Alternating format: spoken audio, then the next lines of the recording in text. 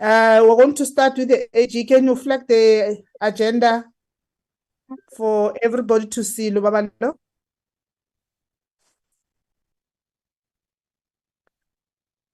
There you are, the briefing by the AG first, and then you come later, soon after that. And we have time pressure. There's an outstanding matter from Finance Select Committee that we must deal with, and it must be done within 3 hours. But it's after our meeting, doesn't affect our meeting. No, that's fine, Chair. It's good that you are not interested to us logging in as early as 10 o'clock, or we can log in while we are dealing with the AG's report, or what's your guide? No, I think you need to be part of the meeting. Oh, because okay. the AG is going to talk about Department of Health and provincial departments. Remember, these are the issues that we have been raising as a committee, the resolution that we have taken in the NCOP. So I think in a response to that, also to see how far are we in terms of implementing those resolutions. No, thanks, my leader. We were aware that we're starting at 10. Thank you very much. Yeah. Thank you. Thank you.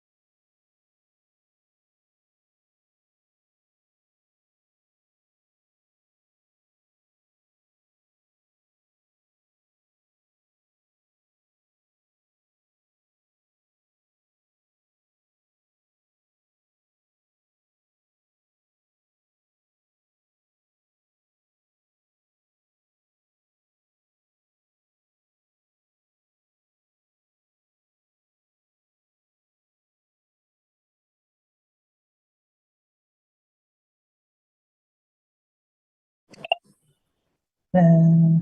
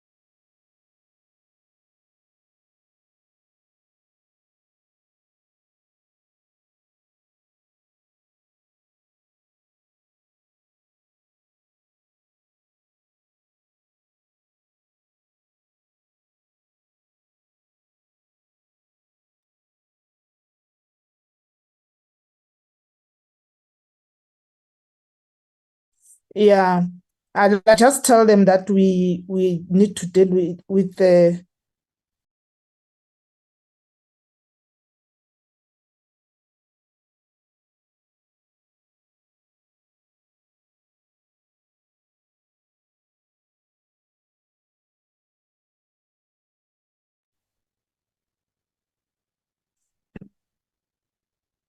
Good morning, everyone. Good morning. Good morning, Willie. Morning. Morning, everyone. Good morning. Good morning. Morning, Chair. Morning, Mr. Bandile Masuku. Good morning. Good morning, Toby. And Morning, honorable. Chair. Good morning, Paul Malema. Good morning, honorable members. Today, I can see that we have sent Recording in something. progress. There's an in-house matter that we need to deal with. We thought we will deal with it after this meeting. I have spoken to the DM.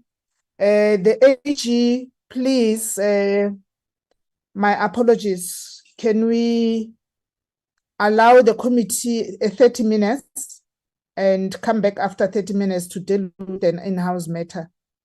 I think it's almost 10 now. Yeah. There's something that we were dealing with yesterday and we couldn't finish it. And then we borrow or we give 30 minutes to Honorable Eunice Karim, to deal with it. I hope he's on the platform. Nkululeko, is Mr. Karim on the platform? Yes, Chair, he's here. Okay, thank you very much. I don't think we need 30 minutes. Okay, it's the Finance Committee meeting to vote on the Municipal Finance Management Amendment Bill. Colleagues, I take you to the report which you received last night on page 6, the committee's observations. You've already seen it. 6.1, any comments there?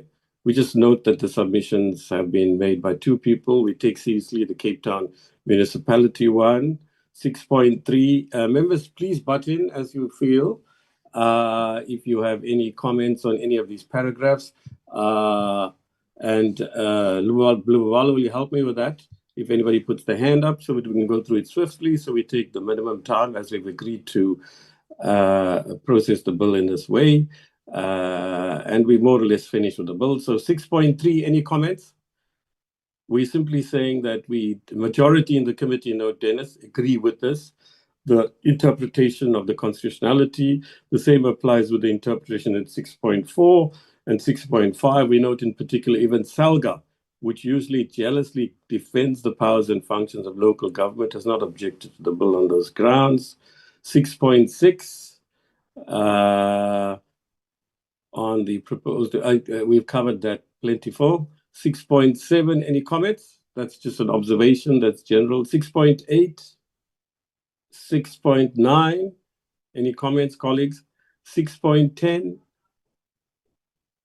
Now, from here onwards, we make it very clear, colleagues, that while we think the bill is valuable, as a majority, obviously the opposition parties may not agree, we have no confidence that either Treasury or the municipalities... Chairperson, there's a hand of Machwe.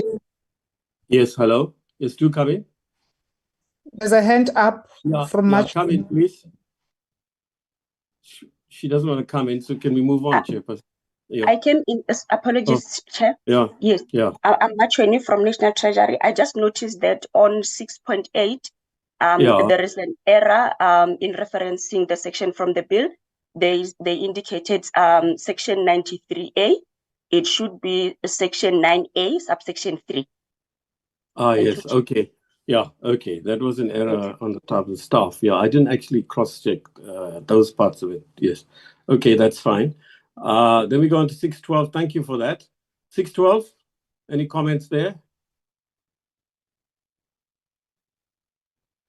Yeah, again and again, we have huge problems, Wendy and the team, huge problems. I think you're being too glib.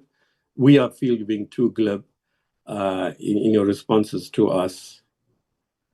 Then we go on to our recommendations. While it's a good, very good, necessarily long overdue bill, we're concerned about capacity. Several of those observations also imply recommendations. We need to think of effective sanctions. All of us seem to agree on that. Without penalizing the poor in these municipalities, may I stress. 7.5, we accept the technical amendments, including the ones that were brought in yesterday following Cape Town municipalities' proposals. 7.6, yes, this is something we won't agree on. I think we should change that as to the majority in the committee. They won't agree with it at DA. But I think, Dennis, we've exchanged, we won't agree. We think maybe there's too much of conspiracy seen in it. We all have the same interest in making government work. Okay, we agree with the amendments. We refer the bill back to the NFA for further consideration, and we report on the bill. So that's the report, right? We'll vote on it. Are there any comments on the report as a whole? Any members' hands up? Yes, Mr. Ryder, Chair. Mr. Ryder? Good morning, Mr. Karim. Very formal today. You're obviously following Mr. Du Toit's good example, so thank you for that, sir. Our esteemed chairperson, look, I think it's noted, and I do want to appreciate the content of the report. I think our discussions have been well summarized. Chair, I did submit a couple of extra paragraphs that I'd like to consider for inclusion in the report. From the DA's perspective, just outlining or perhaps reaffirming our position. I submitted them to Nkululeko this morning only. No, I didn't see them, sorry, it was very late. It's okay, doesn't matter, right. Let's look at them right quickly. Would you like me to read them out, Chair, or? I'm sure we can read them. All right, you can read them quickly. Okay, so the Democratic Alliance raised concerns with regards to the rigidity of the bill and the imposition of the bill on municipalities on a one-size-fits-all basis. I think that's already captured in the report above, but this is for emphasis. The fact remains that we are a diverse country with very different circumstances in each municipality. The comment from Treasury that the workshopping of the bill with certain municipalities resulted in conflicting and contradictory recommendations bears out the fact that a more flexible approach is needed. A much deeper level of consultation is needed to produce a bill that does not take such a rigid approach. It's unfortunate that the tagging of the bill... Hang on, Dennis, hang on. So on that one, you're largely covered. I can tweak it and put it into there. But I mean, you're saying exactly what we're saying, except the only point is you always, listen, my friend, you know this for a fact, you're a former council, you always get contradictions. You will get it depending on the type of municipality you are, the category of municipality you are, and so on. So that's not a big deal. I really think I should put in, if you're okay, because we haven't got time. Remember this, we're intruding on the time, and also we had difficulties 2 minutes before or 5 minutes before. There was confusion. As far as I recall, Willie Outcome suggested he couldn't be here. We should have, but let's not go there. Look, we don't want to take more time. And finally, you know what? If we want to have this debate, let's meet again at 5 o'clock and finish it. I thought it was going to be a straightforward matter. I regret I had no time this morning. I've been up since 7 and doing various things. But look, you know what? This can be accommodated. You see, we say a much deeper level of consultation is needed to produce a bill. Actually, we've been hitting them quite hard, Dennis. Can't we just add that in that paragraph and say the Democratic Alliance in particular feels the bill is far too rigid? And we're saying what size fits all. Those are your words we're using there. So, I mean, can't we just reconcile this paragraph and that paragraph? Remember, this is a report, right? Yeah. But if you're going to make it a separate thing, then I think we need a fuller discussion, because what you're saying below that, the last two lines, last two sentences, actually could apply to any bill. Actually, you know what we'll add? We would have preferred a much deeper level of consultation. We'll add that in your first part. How about that? That's great, Chair. Thank you. Okay, what I can do is, to be fair to you, I will send you the draft. I haven't got time now. I've got meetings upon meetings. So after 3, I will send it to you. If you're unhappy, we can have a quick meeting at 5 p.m. and correct it. Okay, so we're agreeing in principle. Members, anybody want to say anything very quickly? It's very well written and all that, Dennis, but I mean, it's just covered. Okay, the next point. Okay, the next point says it's unfortunate that the taking of the bill potentially resulted or will in the future result in municipalities being caught unawares as they are impacted by this legislation.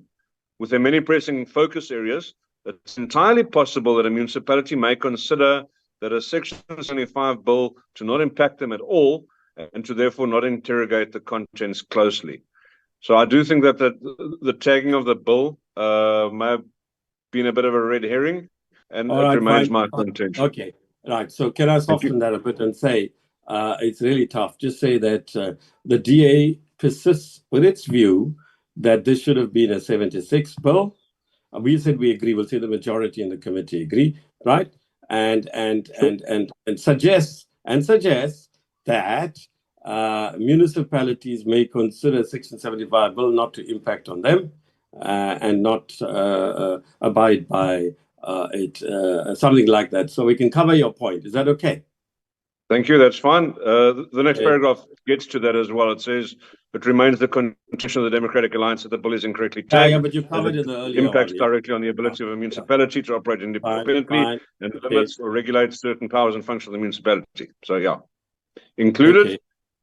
And then my last point is that it's additionally felt the need for the bill has not been adequately demonstrated, considering the fact that these charges are already being raised in many municipalities. We can raise that. Okay, in the software version. Thank you. Then I'm done, Chair. If you're unhappy, then we will meet at 5 p.m. today. Tomorrow I'm on the road. Friday I'm blocked out. I can't use a cell phone on Friday. Otherwise, we can defer it to the next term. Okay, I didn't expect that, but fine. I think for the ones I think the points are covered. Fine. Okay, we can't be deceitful. So I will do the draft and send it. If you're unhappy, we'll read. In Kulileko, get a Zoom thing for 5 o'clock. We will have to meet. Okay. If we can't get a quorum at 5, we'll meet next term. There's nothing I can do. Okay, to go to the bill now, is the team here? Wendy and MP, the lawyer, is here, right? Are you here? Yes, Chair, we are here. Okay, fine. So as I understand it, we voted on the bill informally yesterday, right? So let's start with the DA and anybody. On the bill itself, we don't have to go through clause by clause anymore, right? And I'm not going to discuss it. So on the bill itself, the question put to you as opposition parties is, do you have anything new to say beyond what we've discussed in the last 4 sittings? Anybody, any hands up in Kulileko? No, Chair, I don't see any hands. All right. So in that case, I'm going to take you to the bill, colleagues. Just give me a moment. I'm not as fast as Wendy and the team would be. Right. As I understand it, we've got 2. Am I right, Wendy? And is Frank here? Frank Wenches, are you here from Parliament side? Frank here?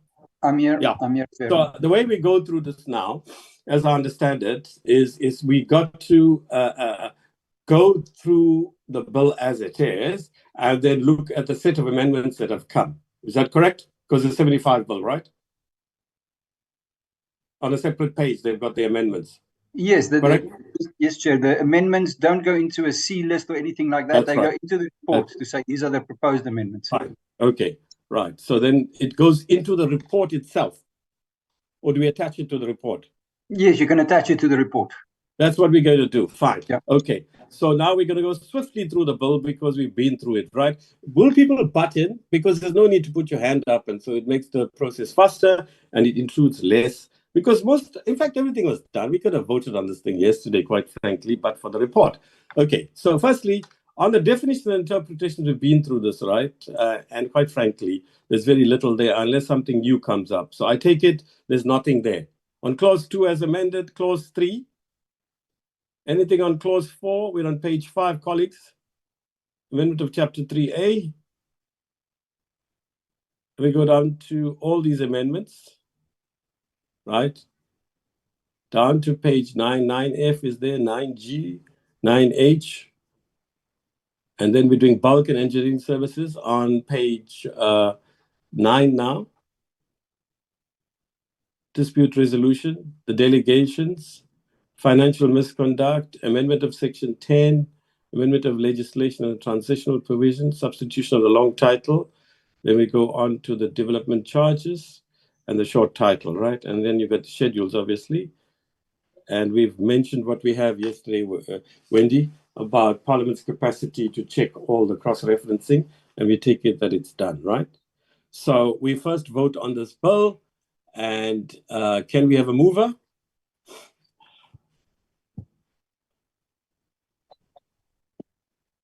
So we don't have a mover. Wow. I move, Chair. Okay, a seconder? One second, Chairperson. Thank you. Right, so we note here the DA's opposition, is it not even reservation? Am I correct, Dennis? Yeah, that's our objection to the bill and the report. Right. Thank you. We're coming Thank to you. the report. Yeah. Okay, then can we turn to other parties? Anybody from the... Yes, Mr. Jitoy? I'm here, Briggs, excuse the black voice. The Federation side does not respond. Okay, next then is EFF. Anything from Manetsane? Is he here? Simon? I didn't see him coming, Chair. All right, so I'm sure they'll oppose the bill simply because they have to oppose it, simply because that's what they do. Right, so we can just note the absence. Then on the amendments, the separate page, can you put that on the screen quickly, please? Can you do that? Or can we note it because we got it and it's been sent to us and some of us got copies again yesterday. So can somebody move on those amendments? We processed them yesterday. There's nobody to move. Thank you, Chair. Okay. It's Mama Rakhane. Mama moves. Yeah, It's second, Mama please. No seconder. All right, well, we can't proceed then, right? So shall we meet at 5 and ensure that there are people here? Mama Rakhane, Chair. Sorry, yeah. Is there nobody to second amendments? I'm saying, Chair, I'm seconding Mama Rakhane's move to adopt. Okay, thank you. All right, then in that case, again, we note the same things. Dennis and Fani, you want to observe your objections to the bill, right? Thank you, Chair. Good, thank you very much. I'll take it. Fani is stuck there, not stuck, he's not so accessible at the BRICS Forum. We appreciate that he's here. Then we move on to the report with the softer version and the integrated parts, but then we will acknowledge your vigorous opposition to the bill, right? So on the report itself, is there a mover for the report as amended and pending? Can you get a Zoom meeting for 5 o'clock, right? If there are problems, but I will send you the version at about 3. In fact, between 2 and 3, my meeting's been changed to later. So I'm available at 5. If you're unhappy with it, then we'll have to debate them. But we can't intrude on the time of the other committee.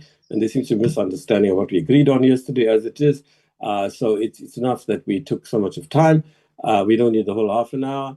But we will only come back to vote on the report if you're unhappy with the changes, Dennis. Otherwise, if people are not available at 5, we can meet when we come back after the constituency break of a week, right? Is that agreed? That's fine. Thank you very much, As Chair. a backup, it won't take long at 5 o'clock. We'll just have to vote on the report with the amendments that the DA won't agree with and so on. And who knows? Based on what you said, I'm sure we'll be able to find each other quite easily. I don't think so. I mean, but what I think we should do is, because you're so vigorously opposed to the bill, and while I think I personally agree with and so does the majority, with the constitutional interpretations made both by Treasury and our own Parliament Legal Services Unit, Frank, I tend to be cautious, that we go towards 76, but you will say, like a lawyer would, and so will MP, no, the law is clear. You have to be rigidly interpreting it. Don't open the floodgates. If you do it this time, my personal view is when it affects local government, right? It's better to tread cautiously towards 76, really. What harm is there? Okay, that means that the NCOP is a longer process. But it's not as... Sorry? It's not as if overnight we're going to solve these problems. Many of these problems are not about law. They're about governance, really. They're about the people we have there and the ability to implement their constitutional and legislative mandates. So having said that, I will do what I do, Dennis. I will send it to you. Maybe I'll get some time. I've got a 10:30 meeting. So I've even got now 15 minutes. Yeah, I've got 13 minutes there. Okay, so we've moved on the report as it is, but just get a Zoom meeting for 5 o'clock. Let's see who comes if it's need be, right? So that we give the DA a fair chance. Okay, we'll spend longer time, Dennis, but there seems to be some misinterpretation about when we're supposed to do this now or at the end of this meeting. But let's not go there. I just don't want to intrude on more time. So it's 18 minutes at the moment. Dikeledi, thank you very much. And I'll exit and join you at 12:30 after I finish my other meeting. Thank you very much. Is there anything else from the finance side? Anybody got any issues they want to raise? Nope. Shall we thank also our colleagues from the AG's office and whoever else is here from the state and other civil society stakeholders. Thank you very much for your time. Over to you, Dikeledi. I can stay for about 10 more minutes. Thank you.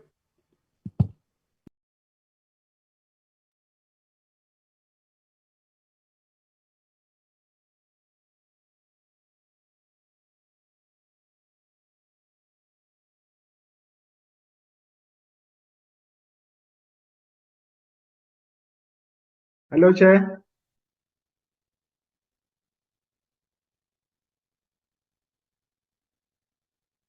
Chairperson Mahlangu.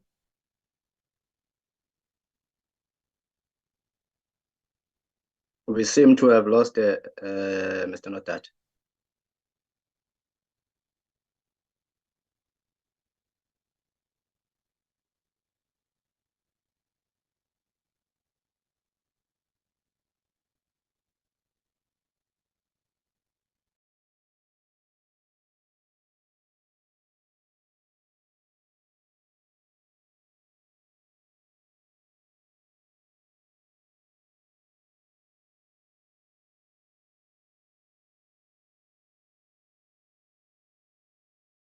Hello. Hello.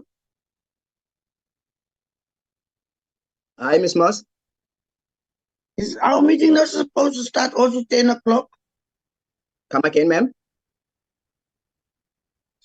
Our meeting is supposed to start at 10 o'clock. Yes, we lost the Chairperson Mahlangu. She is trying to reconnect again. Okay. Linda, you should be on call, In case something happens, you have to chair this meeting as the whip. Okay, please. So let's start the meeting then. The comrades, honorable members, there's only 2 items on the agenda. So we can start with the meeting, secretary. If we can, the introduction of the people who come to do the presentation, so they can introduce themselves, and then we can go over to the presentation. But please be welcome in this meeting, and good morning, everybody. such a document could be reviewed. Because of that year that has elapsed, new things have arisen. I mean, for one thing, you've had a new round of annual reports from your department, and in those annual reports, there's new information that's come to light.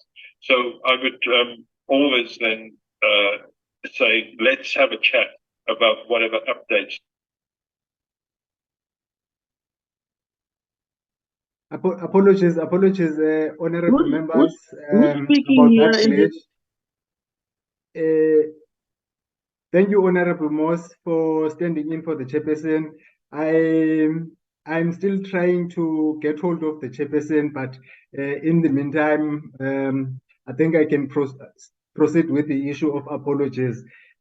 Honorable Moss, and honorable members, good morning, and good morning, colleagues, and honorable MECs, and honorable members from provincial legislatures. With respect to apologies from the committee, we have an apology from Honorable Karim. He's going to be in and out of this meeting. We have an apology of Honorable Nita. He's going to join the meeting later on. We have an apology from Honorable Moletsane. He's attending the BRICS meeting in Joburg. And also Honorable Dutoit, he's in that BRICS meeting. We received an apology from MEC Mvoko from the Eastern Cape, and also from the MEC of Health from the Eastern Cape, together with the Provincial Treasury HOD, Mr. Macheke from the Eastern Cape. From the National Department, we received an apology from the Honorable Minister. However, the Honorable Deputy Minister is present, or he was present earlier on in the meeting. I'm sure he'll be back anytime from now if he is not back yet. The Deputy Minister is leading the delegation together with the DG, Dr. Sandile Butelis. And there are also a lot of MECs that I noticed. I noticed the MEC KZN earlier on, Ms. Similane. I noticed MEC Northwest, Mr. Sombata. And I think the Deputy Minister indicated earlier on that almost all other MECs are going to be present, except the Eastern Cape MEC. I think that's all in terms of apologies and attendance. And maybe if I've missed some honorable members from provinces, because we also invited the Provincial Portfolio Committee chairpersons together with the members, my colleagues in provinces can maybe assist if that's okay with you, chairperson and honorable members, just to indicate which members are present, because some I can't recognize. Thank you. Over to you. I see Honorable Writer's hand is up. Over to you, Honorable Moss. Thank you. I'm back. Yes. My apologies. My apologies, Honorable Moss. I was kicked out due to network. I've been struggling to reconnect, but now I used another gadget which I cannot be able to open my video. It's unfortunate. Thank you very much for rescuing the situation. As requested, if it happens again, please just rescue the situation. I have spoken to the DM. He said they will rejoin at 10:30. Maybe as we have already dealt with the apologies, Lubabalo, we now have a full complement or the delegation from Auditor-General's office. Maybe we should give them an opportunity.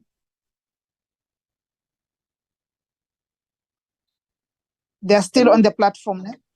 Hello, Chair. Yes. Apologies, Chairperson. Honorable Writer's hand is up, Chairperson. Oh, okay. Apologies, Honorable Writer. you. Honorable Writer. Thank you, Chair. Yeah, I think that the entire Vodacom network just took a trip, which kept a number of us out for a couple of minutes. So you were not alone.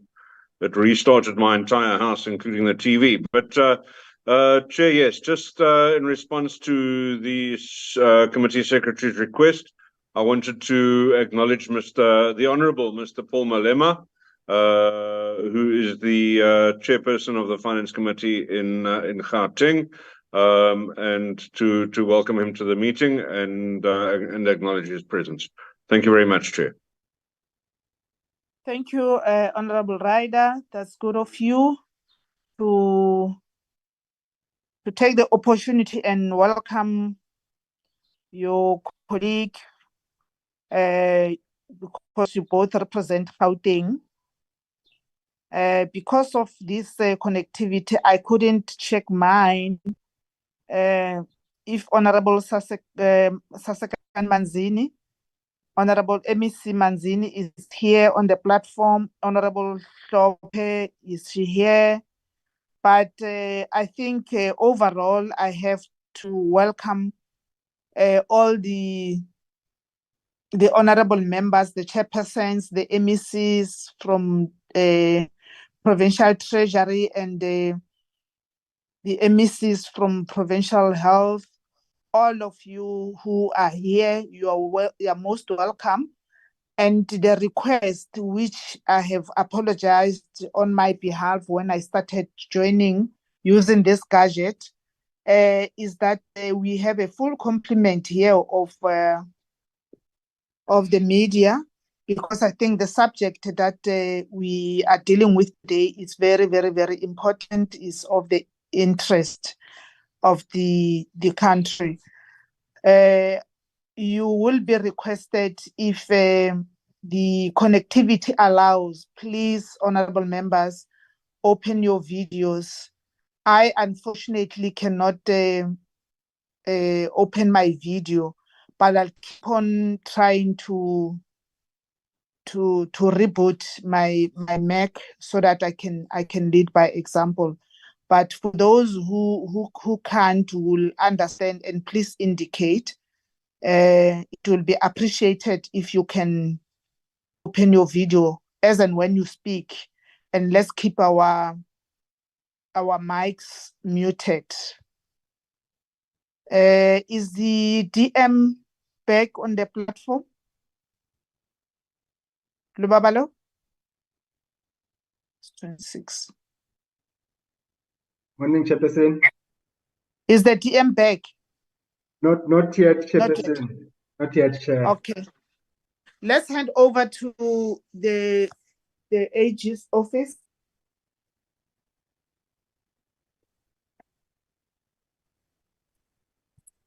Thank you, Honorable Chairperson. Good morning, Honorable Chairperson.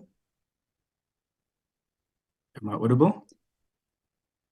Yes, you are. Yes, you are. Thank you. You're welcome. Thank you, Honorable Chairperson. Once again, good morning, Honorable Chairperson. Good morning, Honorable members. Good morning, Honorable DM, DG, Honorable MECs, and all other colleagues on the call. Dare I say, all protocol observed, just to make sure we've covered everybody. Honorable Chairperson, my name is Andries Sekreto. I am from the Office of the Auditor-General. I am the head of portfolio responsible for, amongst others, the health portfolio. So, Honorable Chairperson, we received the invitation to come and brief the committee on this very topical issue, which is the medico-legal claims, and our observations insofar as it relates to this topic. But before we get started in terms of the actual presentation and the process, maybe I'll just outline a couple of steps that are worthy for noting and will also, I think, assist us in managing the expectations of the engagement. So from our side, Honorable Chairperson, honorable members, the medico-legal claims as the Office of the AG is also something that has been quite top of mind, as you've mentioned during your opening remarks, Honorable Chairperson, because of the nature of the implications and the impact it has on the sector, insofar as it relates to the management of already scarce resources, being the finances. As we pay and continue to pay these claims, the basic deduction is that it takes away from money that could have potentially been spent elsewhere on improving services in the sector. So therefore, it's also something that's quite of keen interest for the Office of the AG and how management, the steps that management and the accounting officers at large are implementing insofar as it relates to the management of the medical legal claims. Then, Honorable Chairperson, honorable members, we are often reminded of following due processes. So in order for us not to fall foul of the due process point of view, we also follow certain processes. For example, our understanding is if certain legislation or bills are passed in Parliament, it would ordinarily go portfolio committee, then it would come to the NCOP. Obviously, we stand to be corrected, but that's our understanding of the process. And likewise, if we have information, ideally, our understanding is it would have also maybe followed a similar process, at least that we also just over and above having discussed it with management, the accounting officer, made sure that we've crossed the T's and dotted the I's, that we follow due process in this regard, insofar as it relates to that. So the information that we are going to share with Honorable Chairperson and the committee is information that was shared in terms of the previous year's audit outcomes.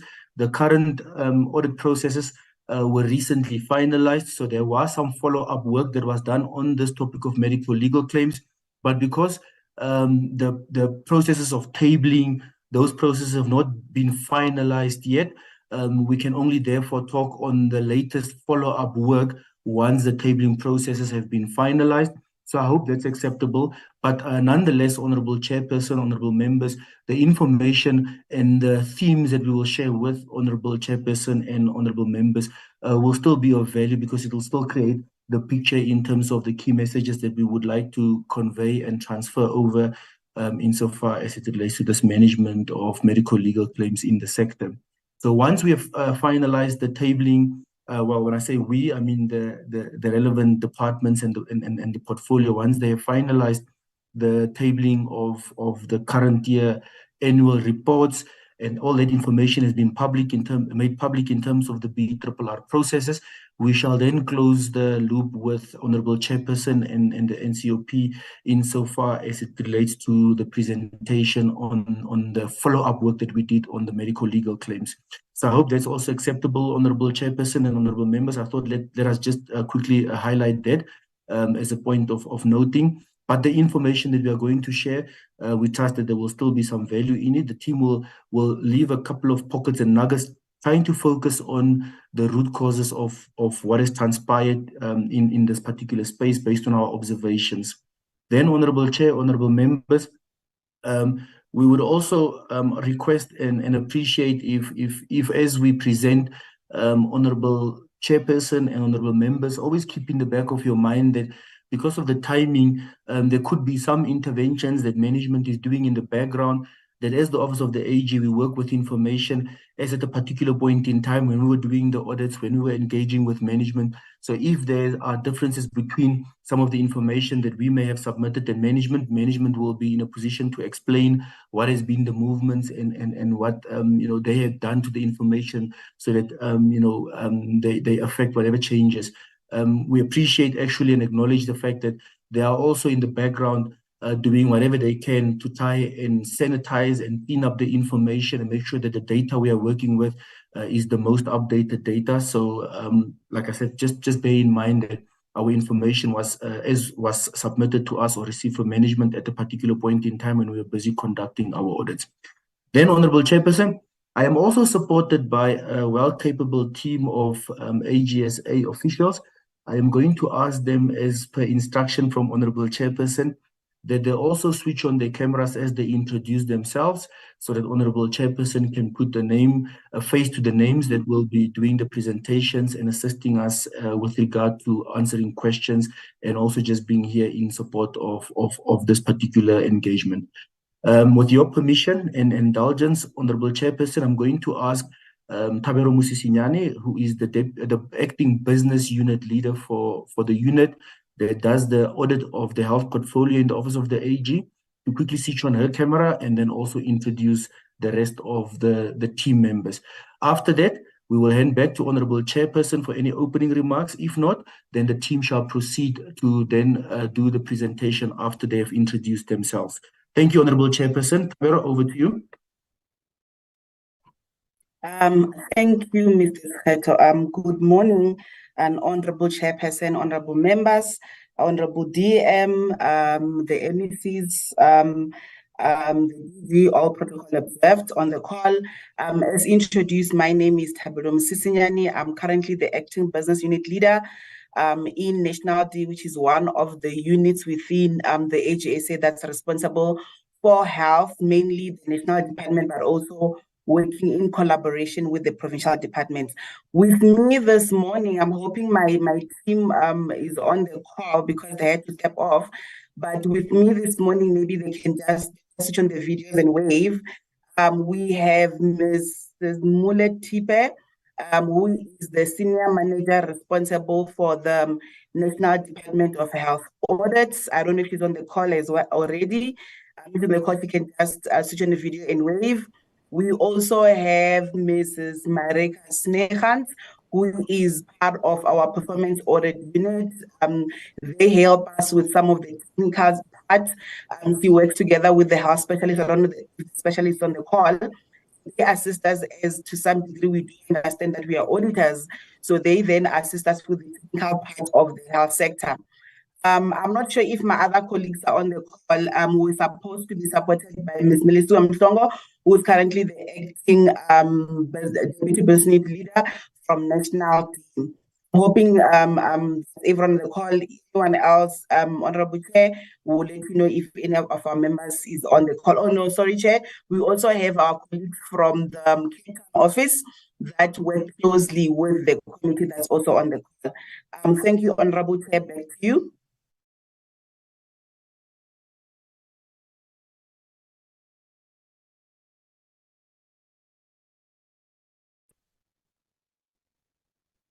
Thank you. Who's coming in now from the ages of presentation?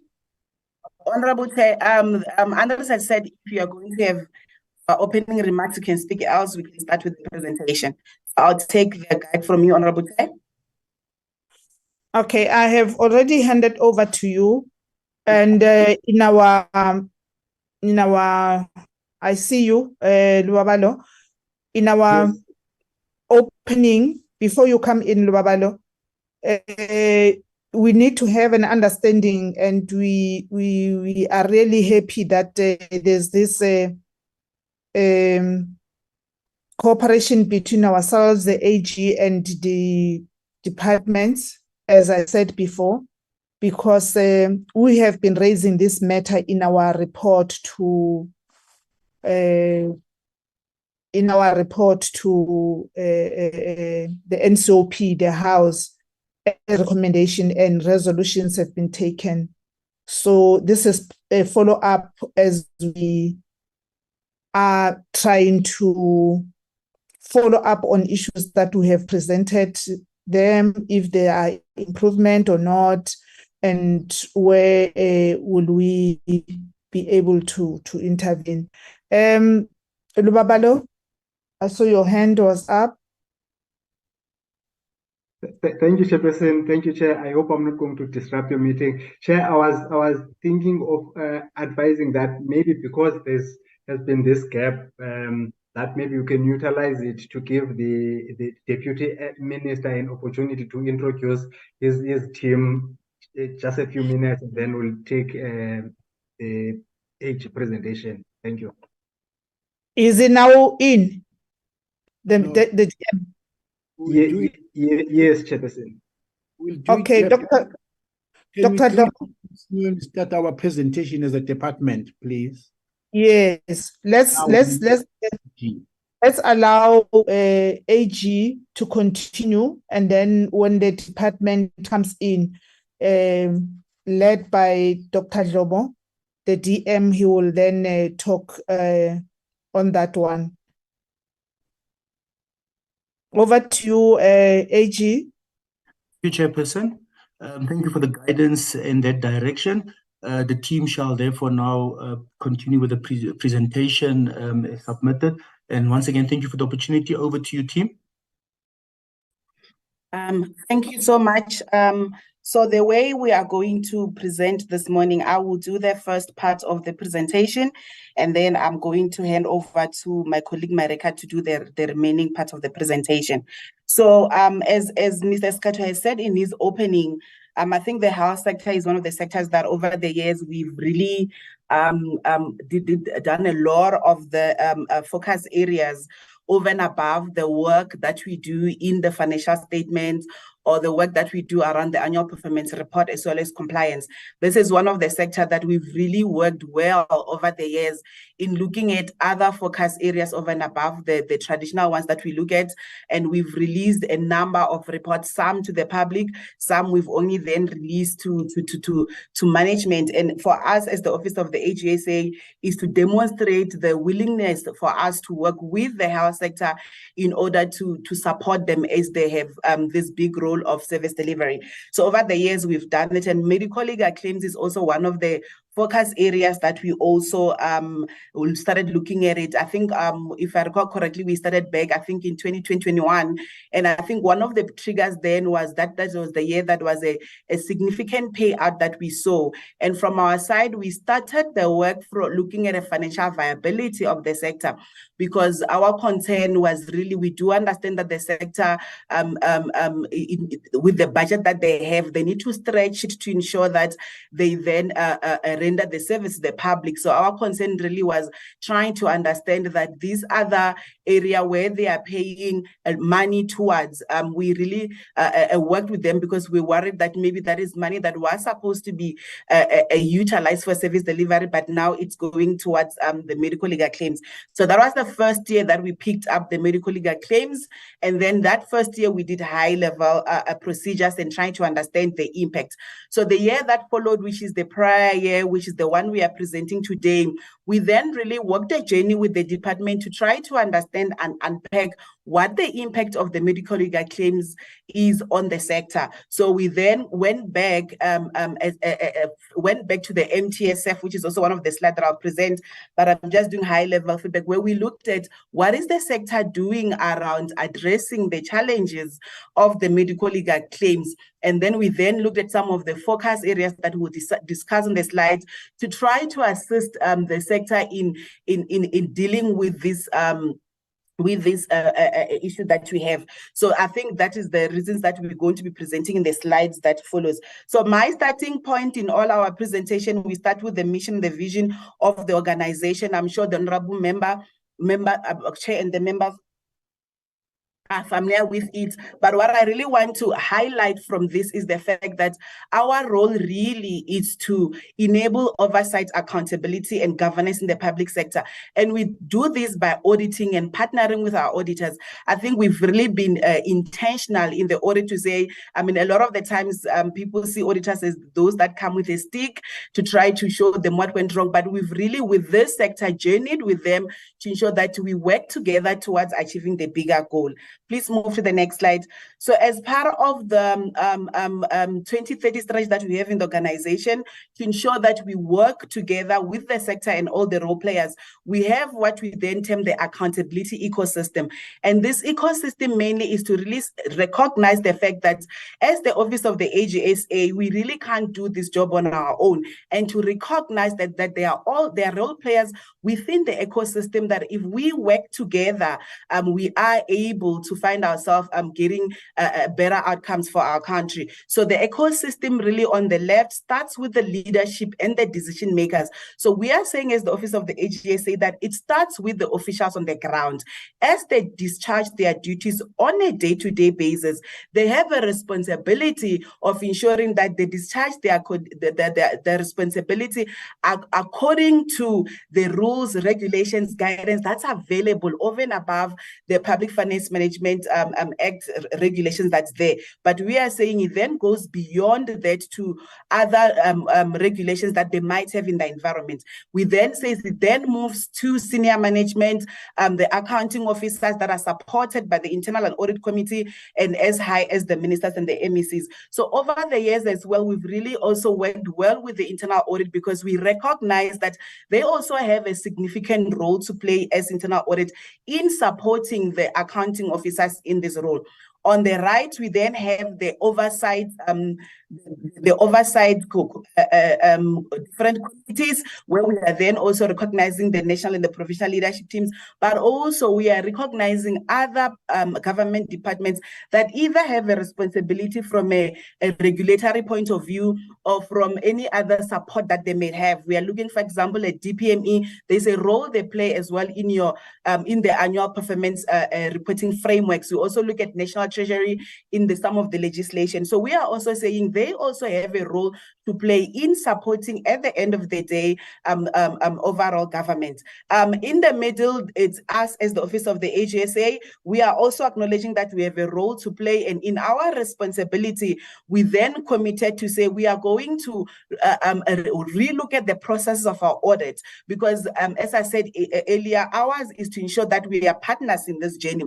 So in instances where there are any insights that we identify, we are going to then share that with the relevant stakeholders so that they are able to look at that in this areas. We also then are going to look at influence, because sometimes we do understand that we might have the opportunity or the privilege to influence other stakeholders that are outside the daily leadership and decision makers. And then we then influence them so that they then support overall government. And instances where things are really not going well, it's the enforcement. And this talks to the amendments that we have, we are now focusing on as the Office of the AGSA, commonly known as the material irregularity processes. So in instances where we do see where there are non-compliance or any other factors included, we will then utilize the enforcement process to try to get everybody back on track so that we can work towards building a better South Africa. At the bottom, we also have active citizenry, because we are recognizing the fact that our citizens as well have a significant role to play in feeding back to us as the different role players and on things that's happening on the ground. They have the lived realities, because everything that we do on a daily basis is for the citizens' interest, and therefore they have a role to play to ensure that they also feed back to us or the role players in the ecosystem, things that are not working. And over the years, we've engaged with civil society organizations and different forums to ensure that we take them also on this journey to ensure that we get better audit outcomes and we get service delivery on the ground. So this is what we term the accountability ecosystem. And from our side, we are then saying everybody has a role, and if we all play our part, we should see an improvement within government. Please move to the next slide. Next slide. So as indicated, this morning we are presenting the medico-legal claims. I think Andres did say this is old information, but our starting point, as indicated, was the MTSF. And what we picked up in the MTSF is the fact that there was a target that was set, and the target was the fact that the sector really seeks to reduce the medical legal claims by 80%. And this was against a baseline that was set in 2018. And at that point in time, it was set at 70 billion. So the sector really wanted to reduce this amount to under 18 billion by 2024. So our observations that we are then presenting in the current year, I think the first observation is the fact that one of the medical legal claims balance feeds into what we call the contingent liabilities balance in the financial statements. So over the years, we are noting that there were some few instances where that balance, the team had raised material findings. So we are saying whatever balance that we are going to be presenting must read in conjunction with those audit outcomes. However, what we have observed, and I think this one, as much as we said is information prior, this is the amount that we are seeing right now, which the team is still finalizing.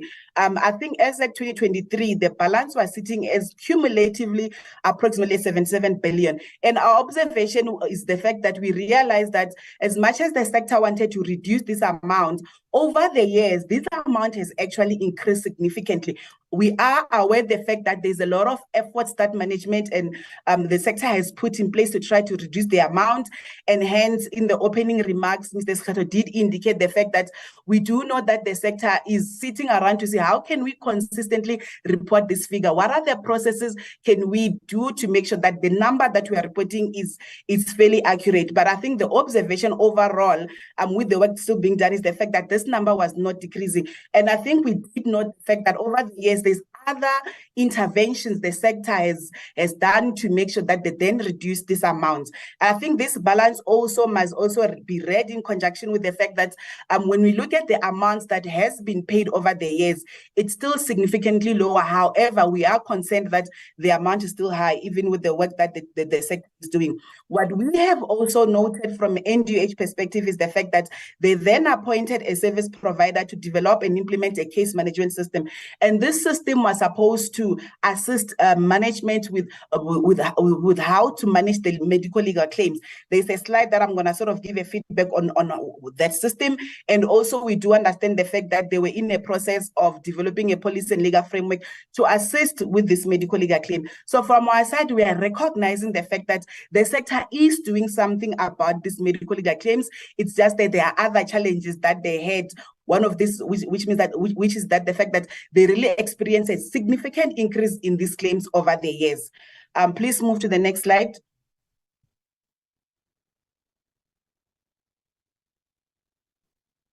So these two slides that we have included on the slide is just an overview of the claims based on the information as at 31 March 2022.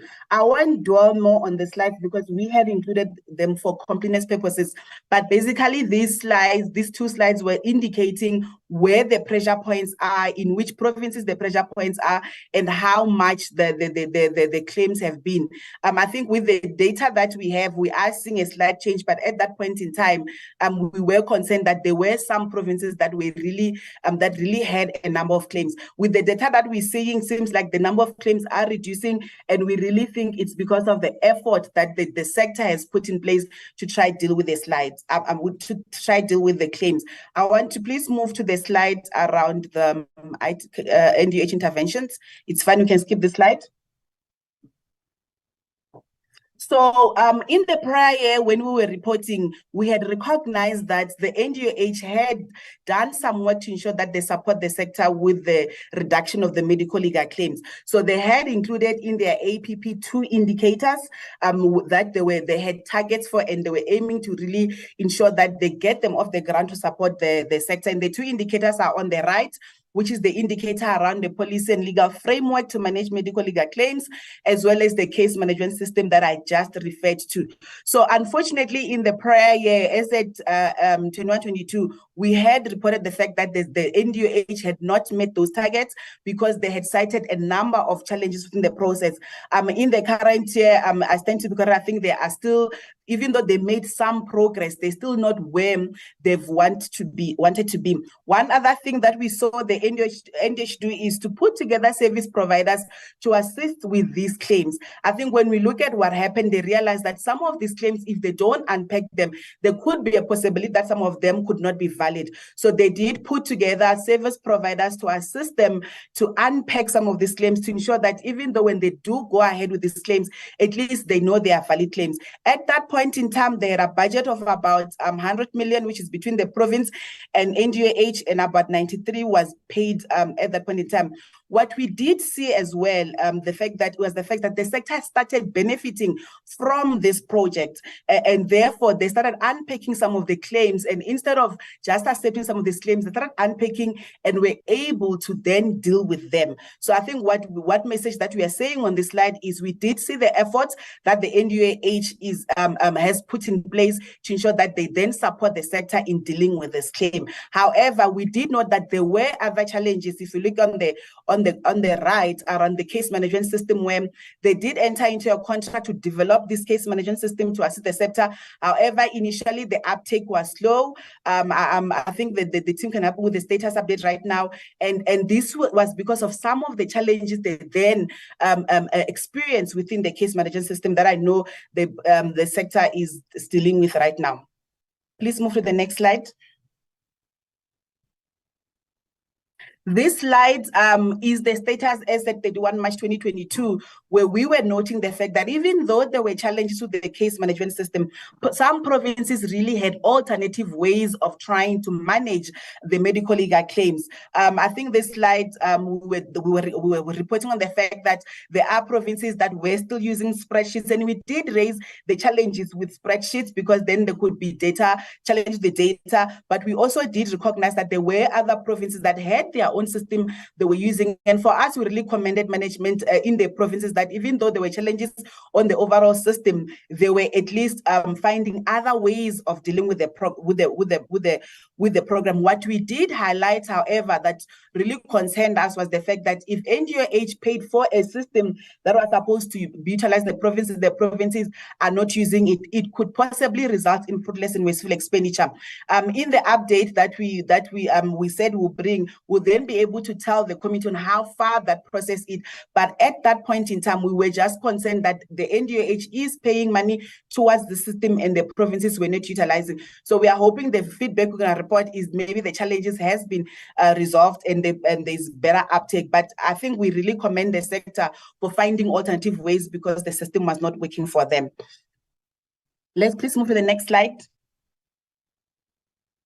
So the first part that I presented was just a high level on the process. What we also did, which is different, is because the fact that we did note that in 2015 there was the medical summit that was held where the sector was really dealing with some of these challenges. And from the summit, there were three main areas that they then identified is contributing to the challenges they're seeing in the medical legal with the medical legal claims.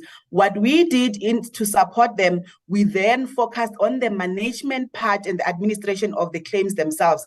And then we then selected those 4 focus areas where we then further selected a few facilities to then go and apply some procedures to test if some of these things that were there, the province or the facilities themselves are applying. So this is where I am going to hand over to my colleague Marika to take the committee through the observations we then saw when we were looking at this 4 main focus area in the prior. Over to you, Marika. Thank you, Tabelo. Good morning, Honorable Chair and Honorable Members. So I will just take us through the next few slides relating to medical legal claims and the lived experiences of the citizens.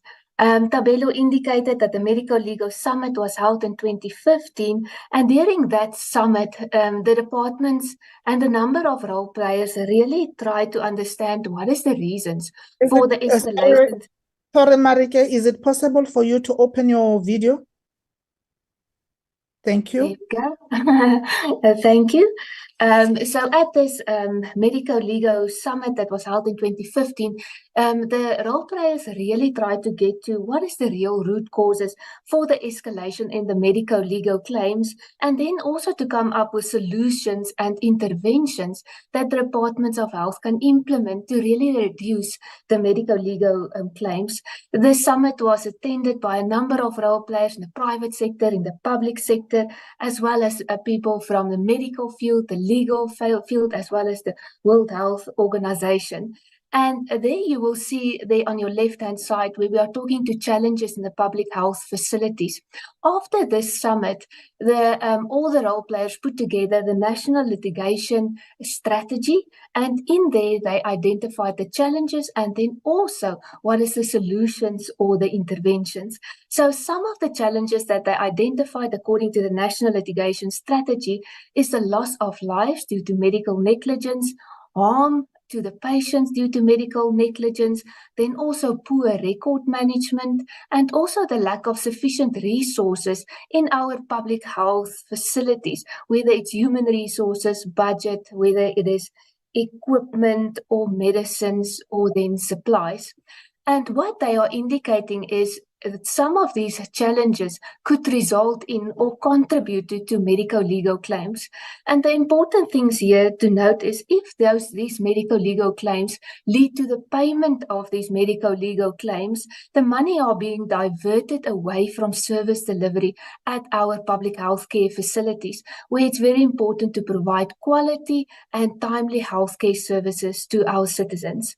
Then just if I move to just below the line, our focus areas and our observations, like Tabelo indicated, where we also focus on 4 focus areas. That is the line to the national litigation strategy, where it was 4 of the interventions of the solutions that came out of the medico-legal summit that was held in 2015. So the first focus area was on the management of patient safety incidents and patient complaints. And that is where we are indicating there's a lack of dedicated staff or coordinating structures to oversee the management of patient safety incidents and patient complaints. So patient safety incidents are those incidents that are reported by healthcare workers within a healthcare facility, and then it goes to a committee and recommendations are made of how to resolve it so it doesn't happen in the future, so that there can't be medical legal claims in future because of the recurrence of something that has happened. It is also important for patient safety incidents. If it's there, it must be reported, investigated, and there must be recommendations. It must be resolved and closed within 60 days. The 60 days is prescribed by the National Department of Health. And then what is patient complaints? That is where patients are lodging a complaint at a healthcare facility. Then it must be discussed. There will be recommendations. It must be resolved and closed within the prescribed 25 days. So what we also identified there is that some of these patient safety incident cases were not closed at all, or the closure thereof was delayed, and then there was also delays in the closing of patient complaints. So delays in the closure of patient safety incident cases and patient complaints may increase the likelihood of patients that are affected by such cases that they may turn to litigation for redress. So they might not get joy out of the patient complaint system or the incident system, and then they might go the litigation route, and then there might be more medical legal claims in the system. Then the second focus area was on the management of medical records, which sometimes is very important, that some of the medical legal claims where there is cases at the end of the day, it's very difficult to go to court because the medical records is not there to support and manage these claims. So the findings that we identified there is the shortages amongst administrative staff members in the departments that are responsible for many medical records, whether it's the retrieval of the medical records, the storage, the tracking, the archiving, or the disposal of medical records. We also identified that there's ineffective medical record tracking systems were implemented to monitor the movement of medical records between the clinical departments and then also the medical records departments. The third bullet there, medical records were not always filed in a systematic and orderly manner for easy retrieval of these medical records. Then the fourth bullet, poor storage practices were identified in the storage, archiving, and disposal of medical records. In terms of the storage of medical records, it is prescribed that medical records should be stored in an area that it's not a area that is exposed to sunlight, for example, not exposed to water damage. In some cases, we identified that medical records were stored on the floors. It was not stored in cool environments. It was damaged by water, or in some cases, it was not stored in a secure environment.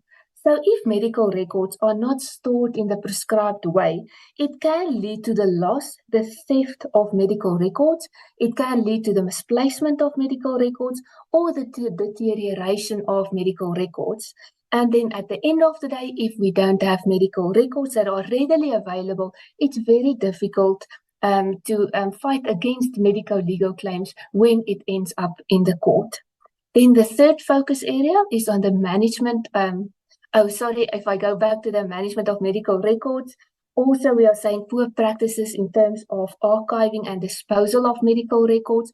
When a number of healthcare facilities, there's supposed to be annual cleanups where they clean out the medical records that must go for archiving or disposal thereof, where it's not always done in a timely manner. And as a result thereof, it is overloading, like you can see in the pictures there, it's overloading the storage facilities, and as a result thereof, again, it leads to poor storage practices.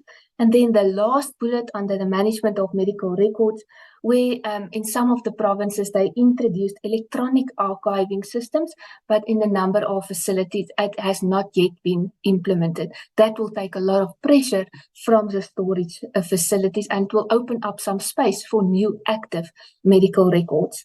The third focus area was on the management of existing medico-legal claims. There we identified inadequate human resources, that's your legal officers, capacity and the lack of medical expertise to manage the medico-legal caseload in the legal services directorates at your provincial departments of health. And sometimes this resulted in delays in the finalization of medico-legal cases. And then the second bullet is on inadequate communication and coordination between the legal services directorate and some of the healthcare facilities when medical records related to medico-legal claims were requested from the healthcare facilities to be used by the legal services directorates in the provincial departments of health. Then our fourth focus areas in the implementation of case management system, where Tabelo already provided some feedback. The next slide, please. So this is just the indication of the financial impact of litigation and claims on the health sector. The table includes per province the total number of claims against the department, and now it's up to the end of the previous financial year, 2022, the total value of the claims, and then the total value of the claim payments that were made. We know that the departments are in the process, a clean-up process, and they are in the process of reassessing these amounts to make sure that it is disclosed consistently across the provinces. So this is cumulative numbers from the beginning up until now. It's not for a specific year. So what this table is saying to us, as at the end of March 2022, in total there were 15,000 claims that have been reported, been lodged against the department, and were valued at 125 billion rand. 96% of the claims are attributed to medico-legal claims. And then we are also indicating during the 21-22 financial year, the department paid just over 800 million towards medico-legal claims. What is important here is that a majority of the provinces did not budget for claims. And in some cases, additional funds were requested from relevant treasury to cover these claims. Although there's an increase in the number of claims, there was a decrease in the claims amounts that were paid out in that year, in the 2022 year. Reduction in the payment is not an indication of a sustainable reduction, as it was mainly due to a timing difference between the time that the claim was received and the actual payment that was made. Management must therefore utilize the existing processes more effectively to monitor and keep these claims as low as possible. If we can just move to the next slide, please. So this is just showing the impact that the medico-legal claims, the impact that it has on the funds available to provide for quality healthcare services. There on your left-hand side, you will see it's an indication where National Treasury unveiled plans to curb the medico-legal claims in South Africa, and there in the blue it's also indicate that these medico-legal claims definitely have a negative effect of the funding within the public health care sector and ultimately on service delivery. And then also the Citizen, where they are indicating how things 1.6 billion in medico-legal claims is a concern, but it is being addressed, and we can also see there that it has an effect on service delivery. And then also the last picture there where medico-legal claims is still remaining a big budgetary headache for the Eastern Cape Department of Health. Then just on the bottom part of the slide, in the Eastern Cape, the amounts paid for legal claims are not included as part of the appropriation, and funds have to be shifted from other service delivery budget lines in order to pay for these claims, which contributes to negatively impact the financial sustainability of the department.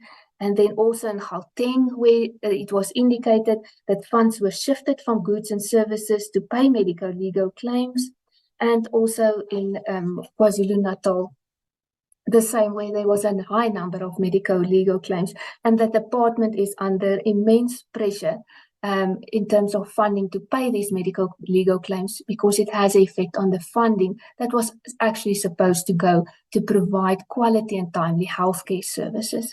The next slide, please. So this is just 9 examples of claims that were paid out.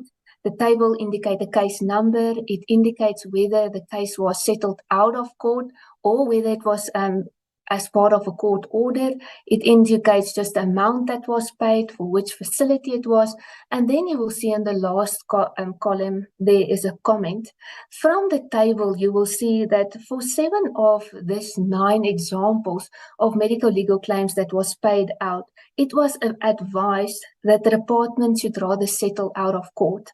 And then in the last column there by comment, you will see, yes, some of it was due to negligence, but then also in a number of cases, these medical legal claims were paid out and settled out of the court because there was no medical records that they could use to fight the case within a court case. The next slide, please. Then it's just the last slide on the way forward, the key messages going forward, the effective implementation of the action plans, and overall portfolio committee recommendations that were made in the prior year. So for the prior year, the committee, we indicated that the committee must closely monitor the areas that are contributing the funds be depleted from the sector that could have otherwise been used to procure the much needed equipment, expand and maintain infrastructure, increase capacity and skills in the sector. These include the areas of medical legal claims, fruitless and wasteful expenditure, and better management of goods and services processes so that accruals are reduced. The oversight committees in the sector must request the sector leadership to provide plans that they will implement to not only improve the systems of internal controls relating to financial and performance management disciplines, but also relating to service delivery. This must be supported by proper governance processes. And then in the blue block there, you will remember that Tabelo indicated the work that we are doing in the current year, and that Andries indicated we are still busy with the final stages of our messaging. So the key messages that will come from the current year's work that we are doing, we looked at the resourcing of primary healthcare facilities. We also did some follow-up work on medical legal claims, infrastructure audit or infrastructure delivery audit that was done, and then also we have province-specific messages. So drafting of key messages in these areas are underway, and we will engage the committee when these are finalized. Thank you. That's all from my side. You colleagues, thank you, Honorable Chairperson. Honorable Chairperson, honorable members, that is our presentation as was prepared and presented by our colleagues. What was important and again emphasized by Marika right at the end was the fact that we are still doing a lot of current year follow-ups, and Honorable Mahlangu, once that's done and we've done the due tabling, we will then come back and again appraise this committee with regard to the follow-up work that was done for this current round. Thank you, Honorable Chairperson, honorable members. I will hand back to you, Honorable Chairperson, for any questions, comments or input. Thank you, Chair. Okay, thank you very much, AG, Team AG. I think before we get into discussions, deliberations, and clarity-seeking questions, according to the agenda, we are now going to request DM, Dr. Dlomo, to lead the presentation or the briefing by Department of Health. Over to you, Dr. Dlomo, DM. Thank you very much, my chairperson. And how I wish that the media houses that are here, Chair, could actually send encouraging comments to all of us by actually saying the AG commends the Department of Health for the plan that they have put in place. Hopefully not complete, but is a work in progress. From Mr. Andries, you pick up that he talked about our appointment of certain service providers to support us, and the South African Law Reform Commission also that is doing some work, and the presentation that will be made will indicate some of our areas of progress. But let me do two things. One, it will be just my opening remarks. But before that, I would like to introduce to you, Chairperson, the team that is part of us. Apology for the minister who's attending the cabinet, and also apology for the MEC of Free State, who is also leave her work in the cabinet. And quite a lot of the MECs here, 8 who are here with us, were really struggling to request to get out of the cabinet, but some of them managed to do that. May I, as I introduce them, just show their faces on the camera here. I'll start from MEC Lekwene, MEC of Northern Cape, who is logged in here. And there's also, and then I'll start on the coastal colleagues just to prepare you. And the MEC of Western Cape. Free State, we didn't see. MEC Lekwene. Okay. Maybe struggling there in the Kuruman area. Maybe we'll come back. Let's MEC Dr. Mbombo, MEC Western Cape. And the HODs are logged in with the MECs here, Chair. Okay. Then the MEC Eastern Cape, MEC Meth. She's also here. I hope you can see her somewhere. MEC KZN, MEC Simelane. She's logged in. MEC Mpumalanga, MEC Manzini is part of our meeting. Yes, yes, DM, I'm here. I want to see your face. The chair and the committee would like to see you. MEC Limpopo, MEC Popi Ramatuba.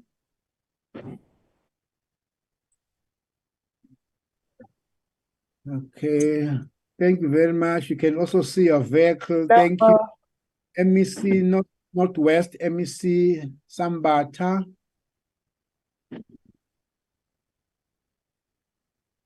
Somewhere I saw him earlier. MEC Gauteng, MEC Menumantu. I also saw her in there.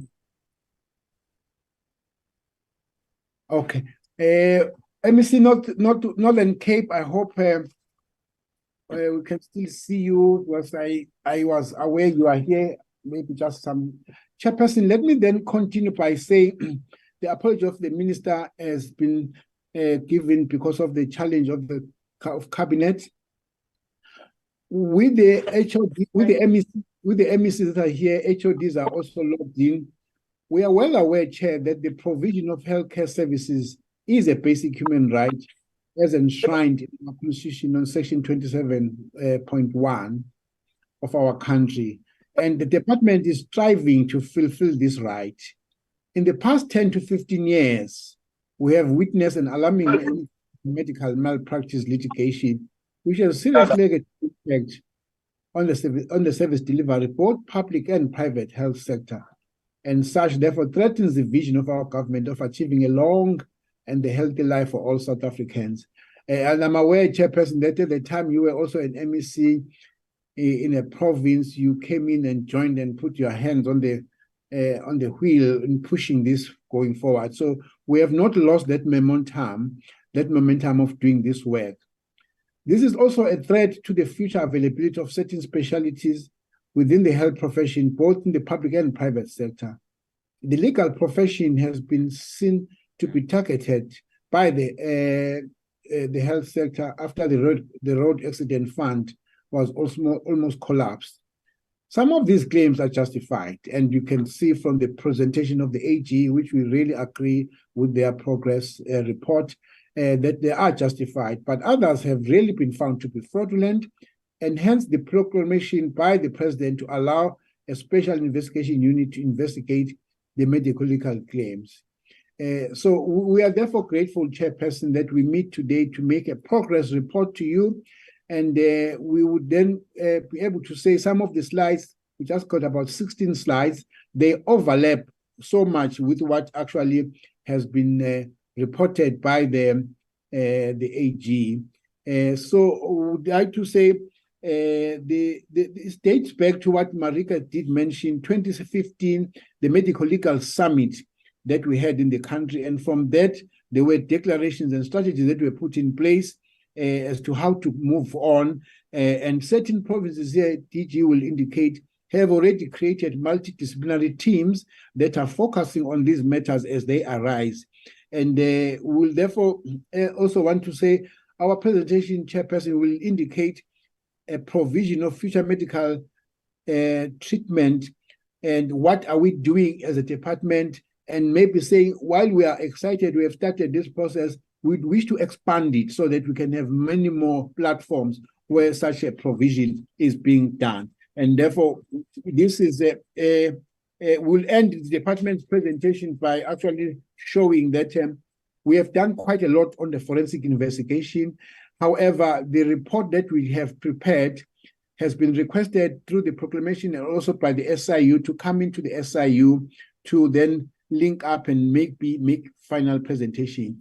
I will now introduce UDG, Dr. Buthelezi, who will also introduce some of the senior managers, senior officials that are accompanying him. And thank you very much to the MECs who are here, because they will be able to answer some of the questions that myself and the DG may not be able to articulate well when it is specific to provinces. If you do allow me, Chair, may I call Dr. Buthelezi now to then lead us in the presentation that we have prepared as a department. Thank you very much. Thank you, DM. Over to the DG. Thank you so much.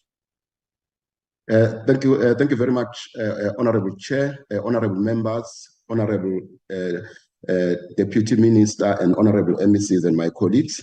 I am accompanied by the CFO.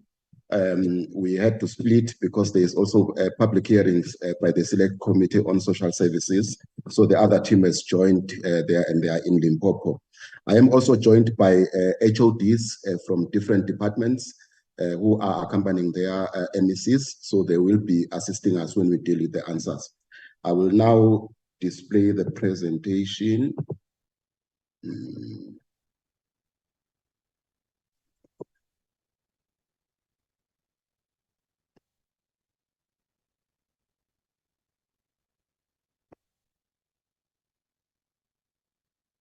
Thank you very much, Chair. As the Deputy Minister has mentioned, there is a lot of overlap in the presentation, so I will focus on those areas that have not yet been covered by the Auditor-General's office.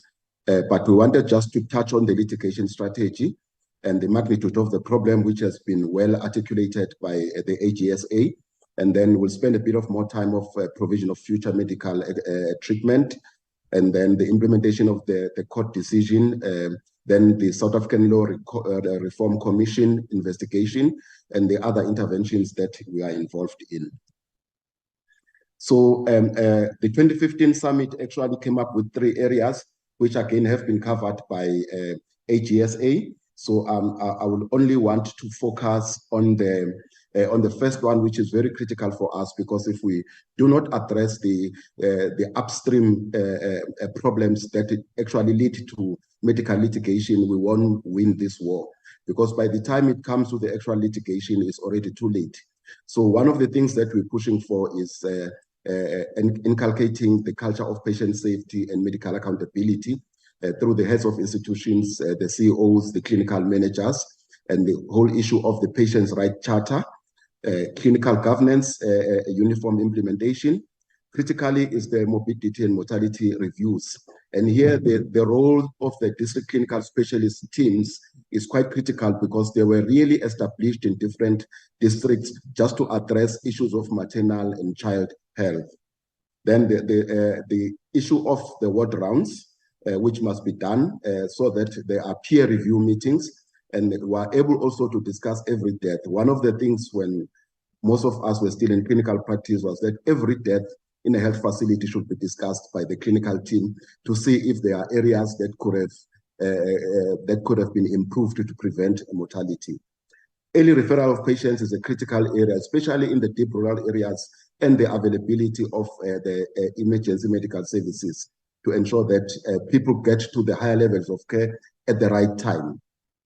But also the implementation, critically because we deal with cerebral palsy, the implementation of proper antenatal care, early booking systems, so that if there are problems, they are picked up early, people are then referred to higher levels of care.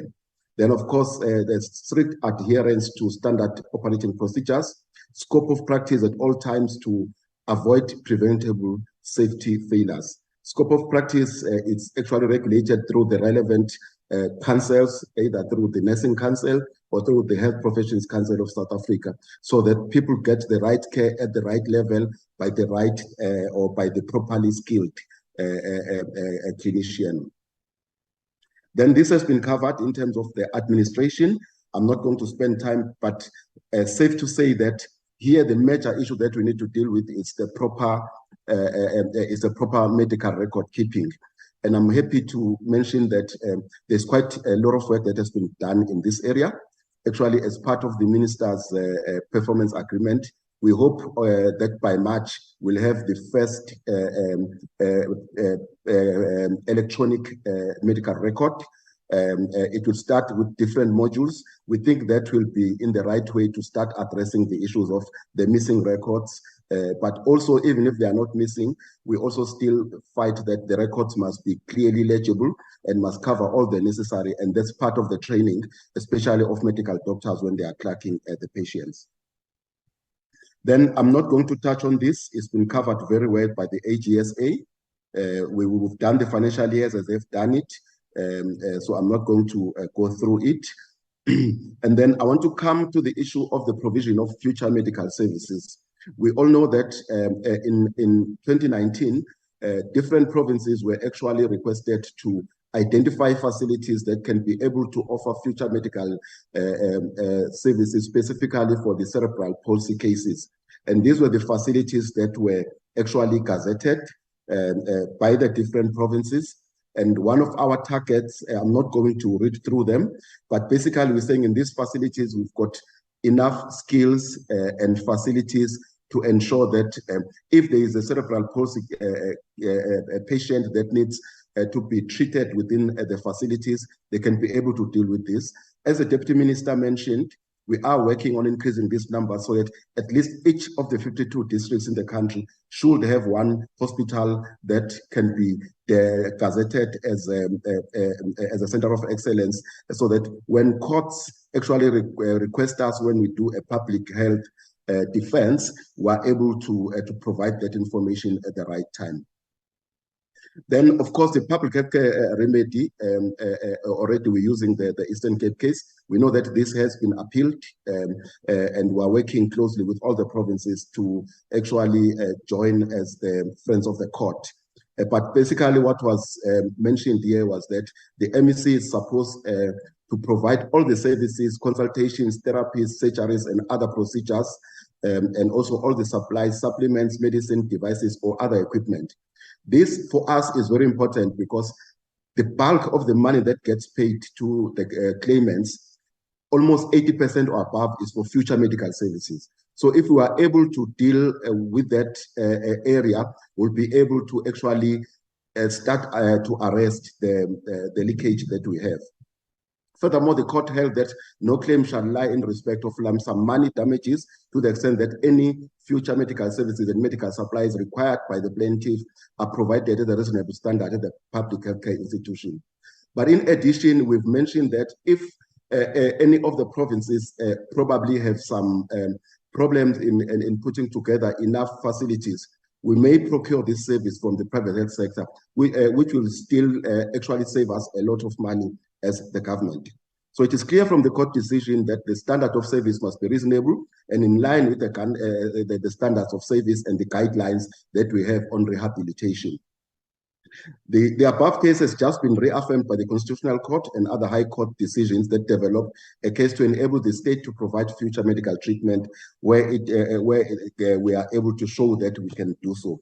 Hence the importance of ensuring that the different hospitals that we've gazetted and the additional ones that we will put in the future, when the court goes there and assesses them, we meet the standards that we are supposed to meet. Of course, then there's been some work by the South African Law Reform Commission, where they were doing a discussion paper, which was gazetted for public inputs. Now, we've received these inputs, we've had a workshop with them. They are now in the process of finalizing their report, which is dealing with the legal solutions that were identified in the medico-legal declaration. Of course, AGSA did mention this work, but also there was a process of the State Liability Amendment Bill of 2018, where they actually wanted to use it as a short-term solution. However, there were some issues within the Justice Portfolio Committee where they felt that they don't want to be doing a piecemeal work. So the Minister of Justice then suggested that the bill be put on hold. However, our Minister and Minister of Finance actually pushed that, no, we can't put it on hold because we are actually bleeding a lot of money in the state. This now is being considered, and we've just followed up with the relevant office, and the Minister of Justice and the Portfolio Committee are really looking at ways of reviving this bill.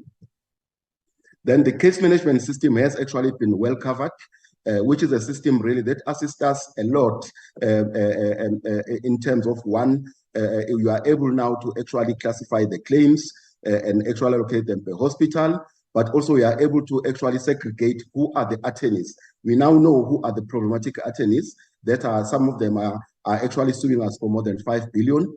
But also there's an issue of possible some duplicates in terms where one case, the same case gets registered in the Northwest and it gets registered in Gauteng. One gets registered under the mother, one gets registered under the baby or under the uncle or under the guardian. But we are able to pick this one up now through this system. But also the issue of fraudulent claims were recently addressed by the Solicitor General. We also raised a lot of issues about fraudulent claims for some of the patients that never existed. Now, this is a work then that the SIU is currently dealing with. So we did these forensic investigations through a transversal contract, and a lot of reports were produced. We were then requested to submit those reports to the SIU, and they are currently busy actually starting some litigation against different attorneys who've been claiming. There are some cases that we've seen in the papers, in the non-MOBA case and the others, that the SIU is now on top of them so that we can be able to bring them to book and also refer them to the Legal Practice Council. Then in terms of medico-legal reforms, National Treasury did commission a study by CHAI, where they wanted an investigation to look at what are the issues that can be implemented to address these issues. One of the critical recommendations is the medico-legal units at provincial level. And I'm happy to mention that a number of provinces have actually put together these medico-legal units, which consists of lawyers, medical people, that are able to assess the claims, but attend to them, even when it's still a letter of demand. Because one of the issues that we've picked up is that the letters of demand sometimes come and they get ignored until we get then the court papers. So if we address issues at that level, which is what the AGSA has actually mentioned as well, these are the units that assess each case and look at its merits, and also look at whether the case can stand in court or can actually initiate the mediation process. That would be the end of my presentation, Honorable Chairperson. I will hand over to my Deputy Minister. Thank you very much. Thank you very much, DG. Over to you, DM. That is all that we have, Chair, for now, but we will be available to re-explain or clarify questions that might arise from the discussion. Thank you very much. Back to you, Chairperson.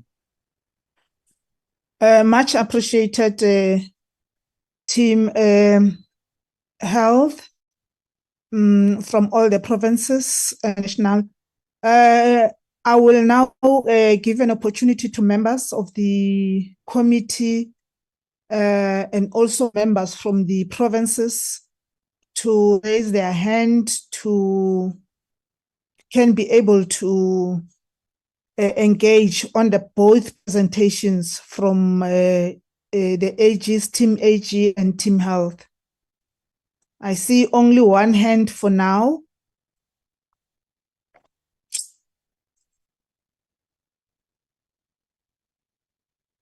Honorable members, who were very vocal and critical when we were dealing with this. I can't expect only one member to be wanting or having an interest to talk to the issue. Honorable Ryder, while I can't members... raise my hand. Can I also raise my hand? I'm not sure where my hand is here, my gadget. I want to make a hand. Honorable Member Masuku, Gauteng. Okay, Dr. Masuku, you're noted. Honorable Ryder. Morning, Chairperson, again, and good morning, everybody else. Thank you for taking the time to present to us. There's a lot of information. I think that you have. Certainly, the AG has gone a long way to giving us some of the detail that we had hoped for. I think there is more to digest and interrogate in time, but there's really.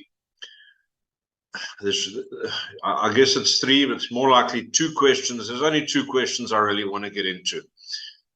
And I'm going to start specifically talking about Gauteng and the decline in because it's the part that I know. Obviously, I know and understand. I represent Gauteng in the NCOP, and that's what I know. So I want to note that the medical care facilities in Gauteng have become fairly notorious for the decline and decay in terms of the infrastructure that's provided in Gauteng. And it's incredibly worrying to me, considering the comments that came in the chat. I think it was Honorable Tfaile, who spoke about the fact that this is, medical legal claims are incredibly expensive and take away the ability to provide other, or to spend the money on providing other medical services. That is not to say that medical legal claims are not justified. But I think it just highlights the point that if you do it right the first time, it helps you to make sure that you can continue doing it right going forward. And the decay in the infrastructure, the hospitals, particularly around Gauteng, I think is incredibly worrying.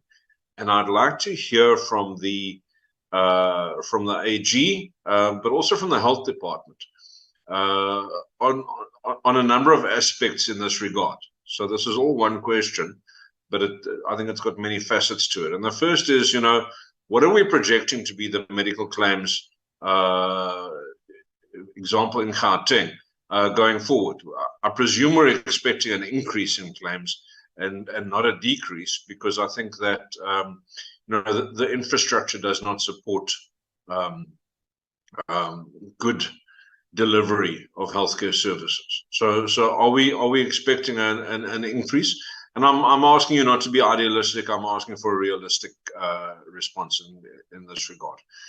The second part of the question is, what are the recommendations, certainly from the AG, in this regard, in terms of infrastructural spend, infrastructural planning, and basic maintenance? Are we seeing a problem arising from a lack of maintenance? Is that a theme that's pulling through? And what are the AG's recommendations in this regard going forward? And then, of course, what are the plans in terms of the department's infrastructural development in order to avoid further claims that are really, and I think I might be oversimplifying it. I don't think all claims stem from poor infrastructure, but poor infrastructure leads to a whole range of other evils, including creating a toxic and negative environment where we're not attracting the best quality of medical professionals, because they don't want to work in pigsties where things don't work. They don't want to work in places where the lifts don't work. They're not safe leaving the buildings at night, etc. So you know, we're not attracting the best medical professionals.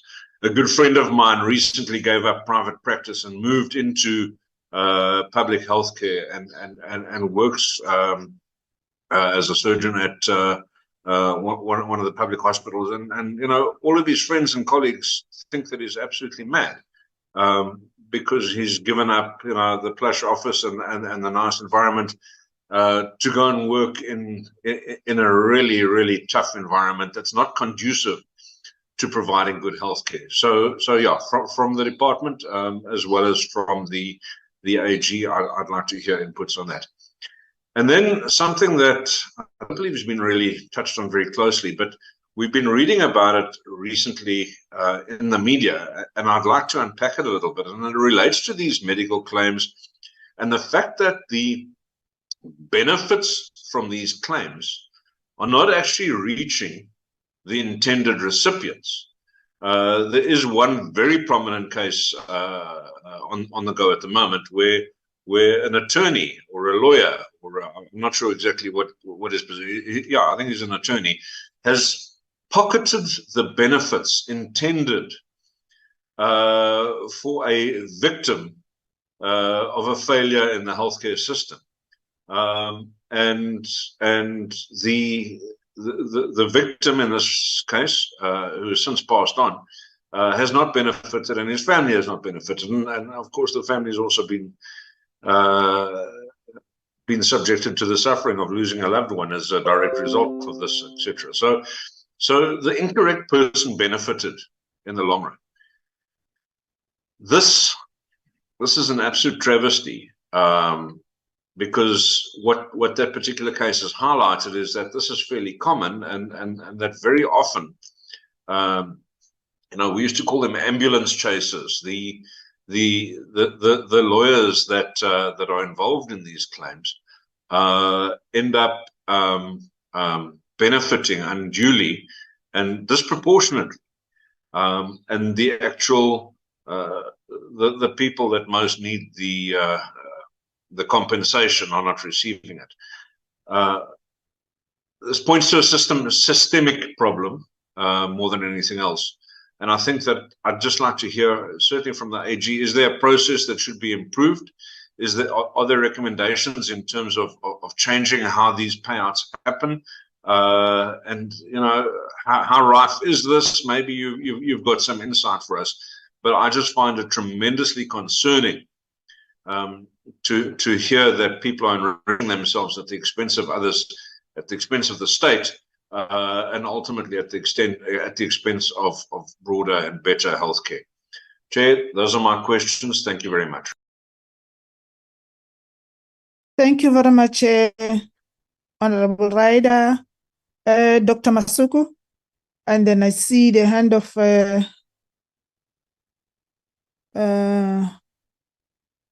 no, it was raised by mistake, Chair. It was raised by mistake. She will be part of the answering team. Thanks. Okay, Nomantu, if you can lower your hand, please. Okay, Dr. Masuku. Thank you, Chair, and thank you for the and good morning to all the honorable members on the platform and colleagues and officials from the department. Firstly, can I request that I'm not allowed to show my video because of my bandwidth where I am? And I just want to make comments which somehow they will also infuse some of the questions as a person that was also intricately or is intricately involved in some of the discussions on medical legal. Firstly, I would want to note that there are institutions or departments which are not part of the meeting, which would be very helpful in responding to some of the issues. You know, some like the Department of Justice is not in the platform because some of the areas that we need to comment on or make recommendations on involves their input and their participation in them, in the main because of the nature on how some of the judgments are made and some of the laws that needs to be amended, which will prevent particularly the attorneys to garnish departments' accounts. And I think the other committee, which maybe the deputy minister would have to also reflect on, is the absence of the Office of Health Standards Compliance. Because if we do look at the presentation, there are a number of things that needs to be assessed. The courts have to assess some of the hospitals and facilities and do the audits. And I don't see, or I didn't hear that we involve the Office of Health Standard Compliance, which is an important office which looks at the the standards and set the standards. And it will be helpful if we do get input. I would like to start again by agreeing with Honorable Ryder that we need to do it right for the first time. And I think that statement on its own indicates that we can't wait for citizens to be sick. We can't wait for citizens to come into hospitals.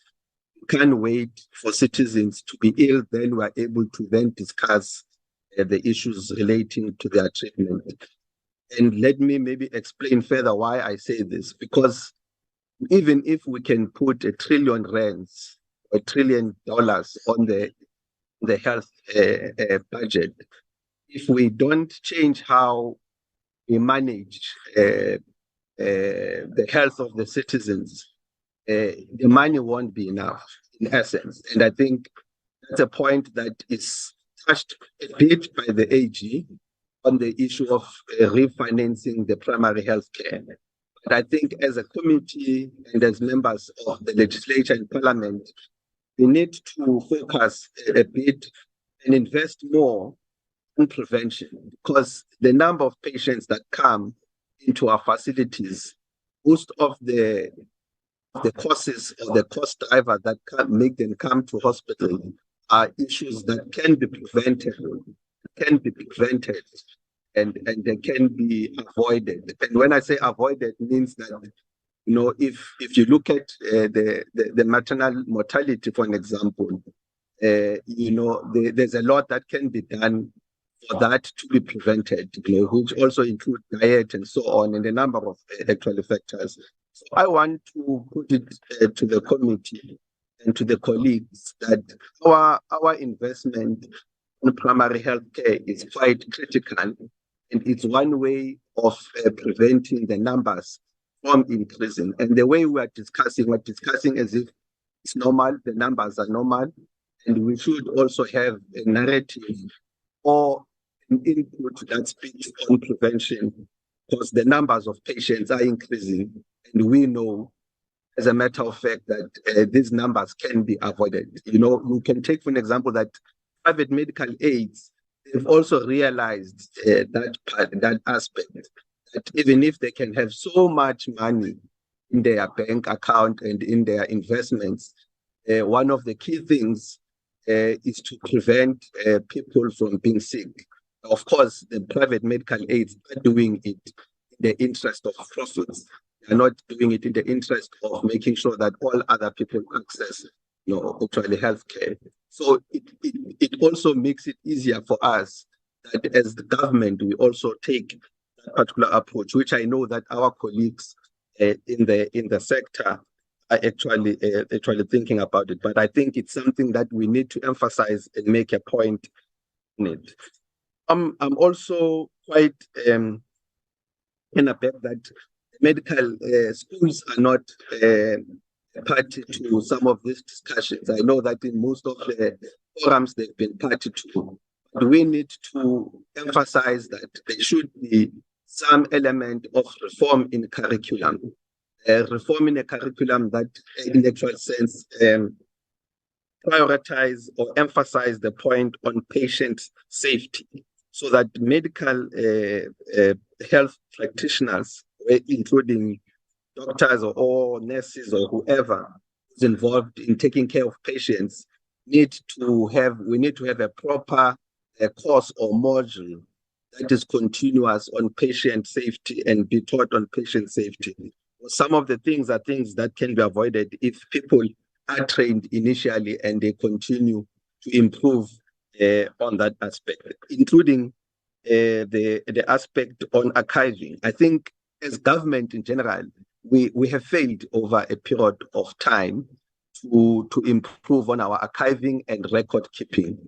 And it's not something that should be taken lightly, that 30 years into democracy, we are still struggling on issues relating to record keeping, and we are not improving in that regard. And I think one of the aspects that the AG maybe might have to recommend going forward to all departments, not only the sector in health, all departments, that record keeping must be an essential aspect of managing and administrating public service. If we don't have records, we know that it is a big problem. So we need a group of people who will be, or even units, which should be revamped, recapacitated, make sure that we do improve on our record keeping, but also including the issue of electronic migrating into electronic and cloud actual system, where we don't really need anything for people to come around and keeping their records, their healthcare records. And maybe in my last comment on the issue of archiving is that we really need to move into an electronic one card or whatever system where a patient or a citizen records can be kept with them, and they can be able to carry them and can be produced anywhere across the country, and maybe including in other countries. The other issue that I want to raise is that part of increasing the bill was the process of mediation. Now, I didn't hear from the AG aspect reporting on some of the aspects and successes of the mediation process. We know mediation can play a critical role in reducing the amounts claimed. Also, it is an environment that makes the discussion of a case in a most less hostile environment, and which is cordial, where we can be able to identify the mistakes and talk about them, and then talk about compensation actually going forward. But I think something that we need to emphasize and see it growing. I think in previous terms we were talking about the court, special court, which can be then less adversarial, less hostile, and that will take the approach of actually mediation. And I think in regard, I feel that there's a lot that still has to happen in auditing even the existing cases. It will help a great deal, DG, that we also look at and also report to the committee on the work of the audit. Just saying that it has reduced this to that, it doesn't really help.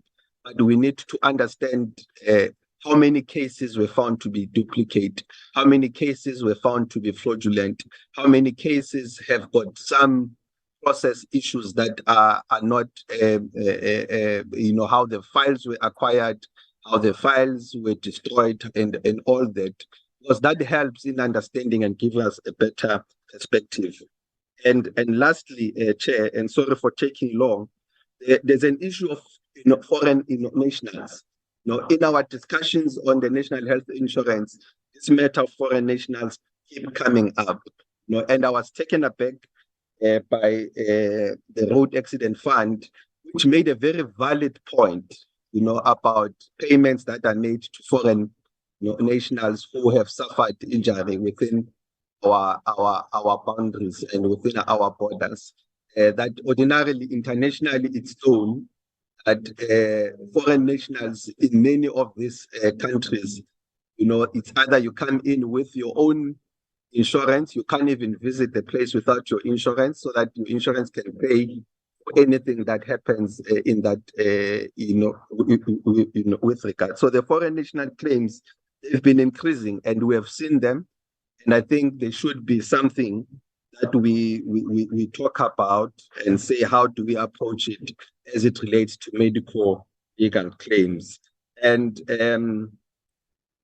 part of my last comment, I'm not sure, DG, the powers of the SIU, you talk about them prosecuting. I'm not sure about the powers. I'm not even sure about their capacity to even do some of the investigations that are very complex, which are medical in nature, and you are not utilizing some of the bodies that are gazetted to be able to follow our own processes in the medical. So I think it's an important aspect that we need to do, so that we involve right and appropriate stakeholders in this discussion. And lastly, I see that in the list that we have put up on the medical legals, we have you didn't refer anything about the Western Cape. I'm not sure if it's by omission or by anything you are suggesting that Western Cape doesn't have any of the problems of medical legals.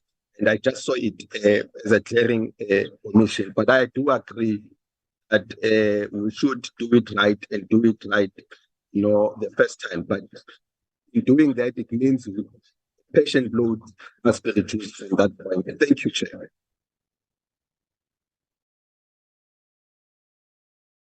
Thank you, Dr. Masuku. I now see the hand of Honorable Twaile from Northwest.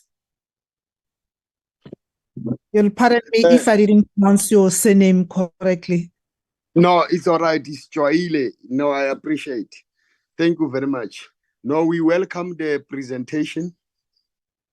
We are also of the view that we should move with necessary speed to implement the 2015 summit resolutions that relate to how we should best mitigate against the medical, legal, and litigation challenges that affect us seriously so. But importantly, my input agreeing with what Doc has just said is, of course, on and around the issues of the primary health care, that we would have to strengthen the primary health care also to the point that not only the clinics, but even in the context of the national health insurance, that our general practitioners, the non-governmental organizations, and many other role players become the point of entry into the health system, and that they must enter the health system more earlier than it is usually the case.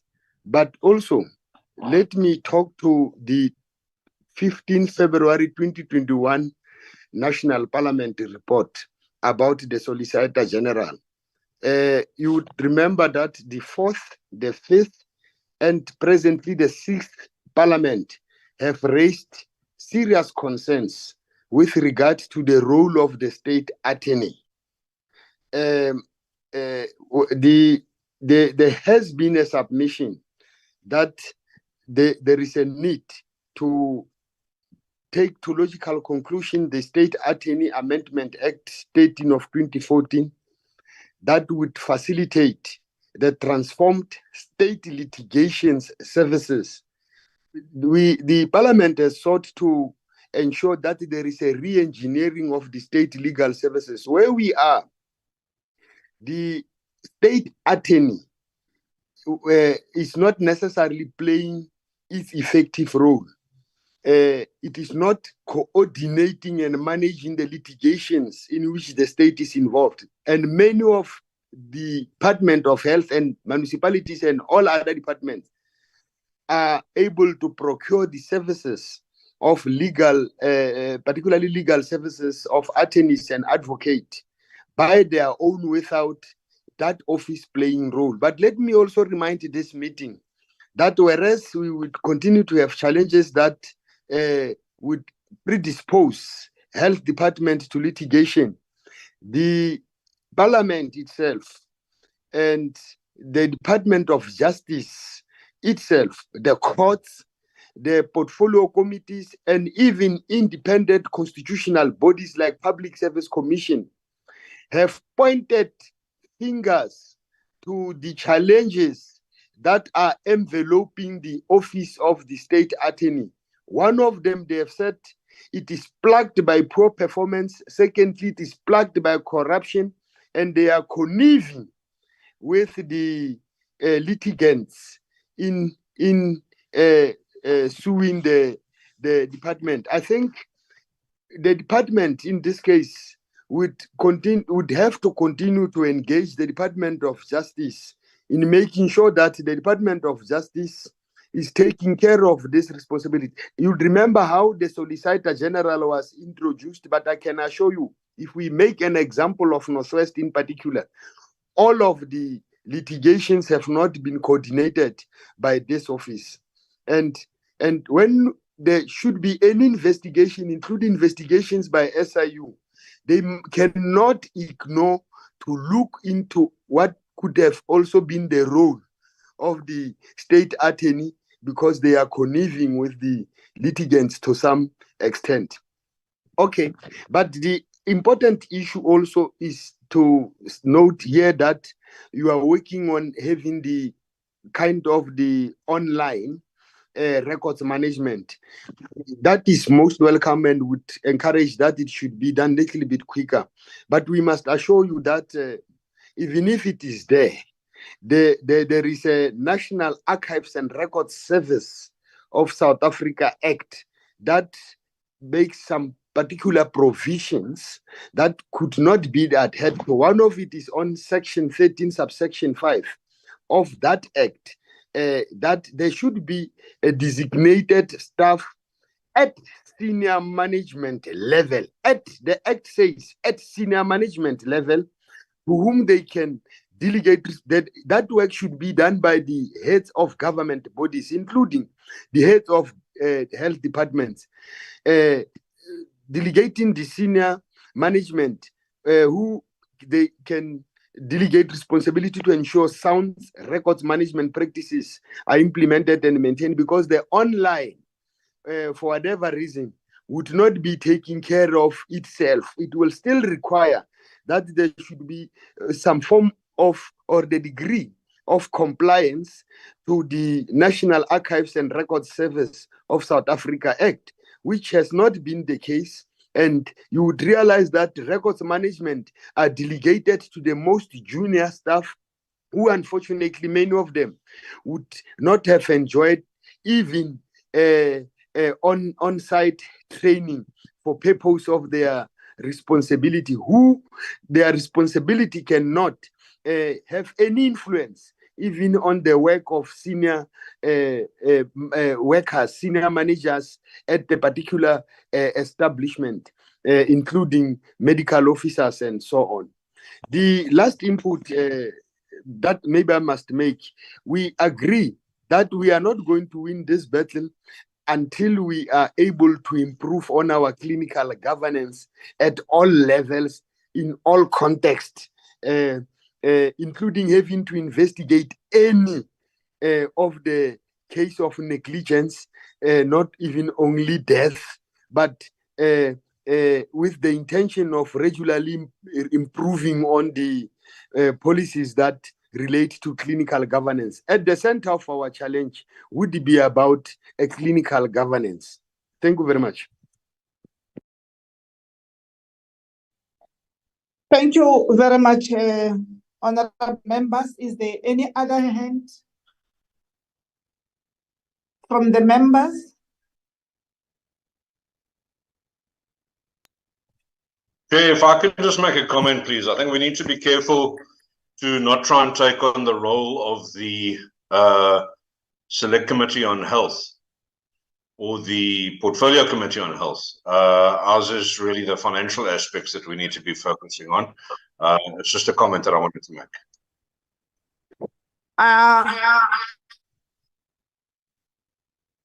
I think, Honorable Reiner, when last week when we received the report from the AG on the local government, we did indicate the importance of having an engagement with the local government, SAGA, and National Treasury. Not only us, because we are appropriating money, and it's our responsibility to follow up on the money that we appropriated.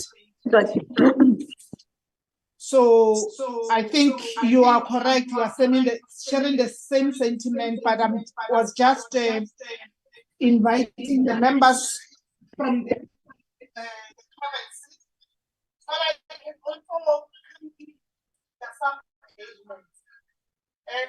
The fact of the matter is that most of the issues which are directly affecting the operation of the Department of Health and the sector needs to be engaged with the sectors in that committee or the portfolio committee relevant. But when it comes to us, the concern as we discussed the matter on the table was that the expenditure was too much of a concern to us. And sharing the same or adding to what Dr. Domo had said, in our previous engagements or involvement when we were still together, this is not something that has just started now. You know, adding to what Honorable Masuku had said, this is not something that has just started now. It has been there, and it now has come out of hand, where people has made it their business to make sure that they are going to make money, a living, wealth out of the government and the pain that the ordinary people are feeling. The same complaint that we were saying the road accident fund is doing. So actually we had a good plan when we had these legislations in place, you know, to benefit those who are supposed to be benefiting. But people are being opportunistic and taking an opportunity as professionals, going to hospitals when you are involved in an accident, you wake up in a hospital, you find somebody you don't know and telling you all the nice things to say you are going to get money and all that, not worrying about your health. So it is good that you're raising this thing, Honorable Rider. I agree with you. And we also encourage that such engagement needs to be or needs to involve the sector committees so that they can also, you know, monitor or oversight on the actual expenditure and the other factors that are leading to that expenditure. But we are still relevant as an appropriations committee to follow up on the money that we are appropriating, whether there is value for money, and understand what are the reasons why this money is spent at this level that is being used. Hence, we also wanted the AG to come into the party or to come into the meeting to join us, to give us their professional analysis and their understanding of what is happening in the Department of Health in as far as these litigations are concerned. I will still request members, I don't know, Dr. Lomo, if you want members or MECs can allow them also to raise issues to make us understand, because as a committee, we also need to understand your frustrations and share your understanding so that we can be more empowered when we make recommendations and resolutions. This is a national issue.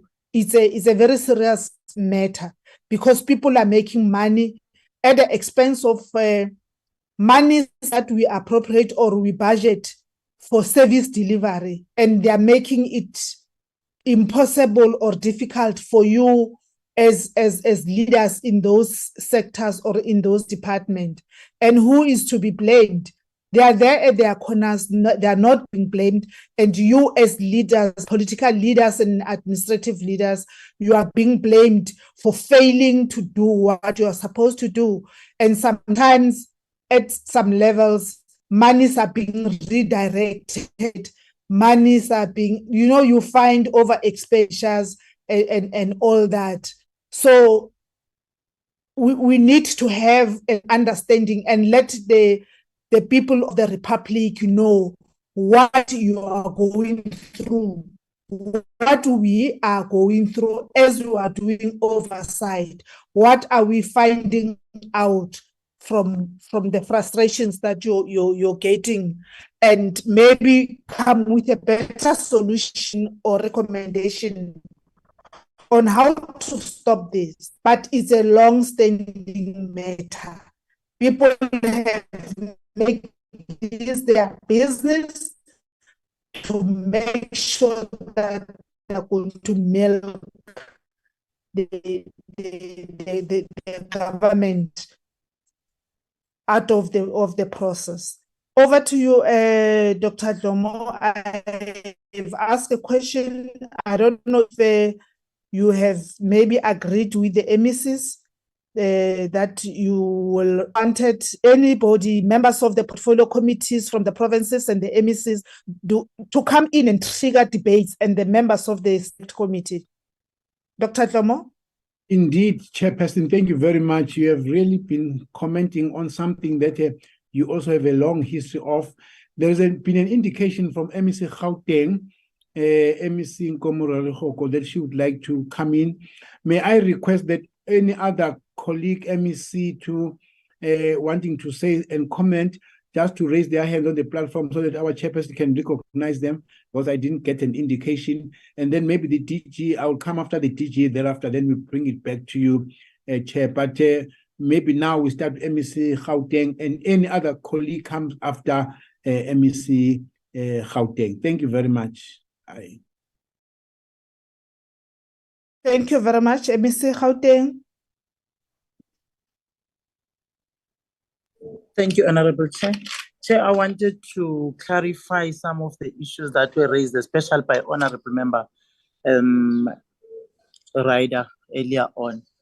Because I think that there is some work that we are doing, even as a department, to try and intervene on the issues of litigations that we are aware that are happening in the province and in the country. But I know we're higher as a province, but I think with the interventions that we have done, we have managed to reduce some of the amounts that we found there, because at some stage we're sitting at 29 billion. But now if you can just go to our books, you'll find that we're below 16 billion. It's not still big, it's a huge amount, but because of those interventions, there is some work that we're doing. Part of the things that we're doing, Chair, which I think the committee members will want to know, is the regular hospital inspections that are done by the officials from the hospital. So we assigned each hospital an official that must be there immediately when there is a need, because these things happen in the wards sometimes. So once we have those, we're not waiting for the files so that they can disappear. We're able to pick up those files and be able to make follow-ups on the cases that we're getting. We are increasing again the number of doctors to make sure that we have patients to doctor ratio that is correct, which at some stage we didn't have the relevant numbers because of that. And we've improved, Chair, on the midwifery training of nurses, because that's another area where we didn't have enough capacity. So we're capacitating that area, and we have employed a number of them in specific areas where these cases are higher, like your para, if I can just make an example. Then we've established again centers of excellence in specific hospitals. One of those is Para, it's Steve Biko, it's Dr. George, it's Nelson Mandela Children's Fund that is assisting us with the cases that should come from Raima Musa. So we're proactive on that. We had an agreement that we've signed with Nelson Mandela Children's Fund so that there's assistance that we get from that side. The last one, Chair, which is critical, is the maintenance of our facilities. As we all know, I'm not complaining about it, that the idea has been maintaining our facilities, but now we've reached an agreement of beefing up our own unit as a department on infrastructure so that minor cases of maintenance are corrected immediately by the hospital, and it's done within us, because hence now we're able to have equipment and those facilities are maintained. But again, we've renovated, Chair, in all the 37 hospitals. All our theaters are working now to reduce some of the cases, the minor cases that are supposed to be done by the academic hospitals and tertiary hospitals, to be done at that level. And we've employed staff that must do that. A case in point is the Pekimlange issue and booking that you are aware, including Pethakowa, that now are doing my major cases, some of them that are supposed to be taken to the academic hospitals. And Chair, I'm surprised that member writer speaks as if he knows the institutions in Gauteng recently. I didn't see you visiting or any of the members coming to our institutions. And I will appeal that if there is a chance, NCOP, including Parliament, they must visit Gauteng hospitals and see if we still have hospitals that are dirty, that are not maintained, because we have improved drastically in the province in that specific area. So I will not want to leave this meeting, Chair, thinking that hospitals in Gauteng are in tatters, they are not maintained. That's why I'm appealing that can you do an oversight visit so that what he's saying here, it's your proof to yourselves and you see if those hospitals are like that now, because for me, they are not like that, Chair. Thank you. Thank you very much, MEC. Honorable Math. Thank you so much, Honorable Chair. Good afternoon to you and good afternoon to the honorable members of the Select Committee, our Deputy Minister, MECs, DG, and all officials, senior officials and officials on the call. I wanted to just add my voice, Honorable Chair, to the fact that the sector is underfunded. If I can just display an example of why I'm saying that. As the Eastern Cape Department of Health, we are budgeted for the year 28 billion rand. Of that 28 billion rand, 19 billion rand goes to COE, and we are left with 9 billion rand. Of that 9 billion rand, when we start the year, this financial year, our budget deficit due to accruals and payables was 4.8 billion rand. That leaves us with 4.2 billion rand. 1.2 billion rand is an overdraft from the revenue fund. Already you are left with 3 billion rand. And again, there is a projection because of the ICS, that is the salary increases, that we shall be overdrawn as the department with 1.2 billion rand. So literally, we've got 1.8 billion to deliver services that were supposed to be budgeted for 9 billion rand.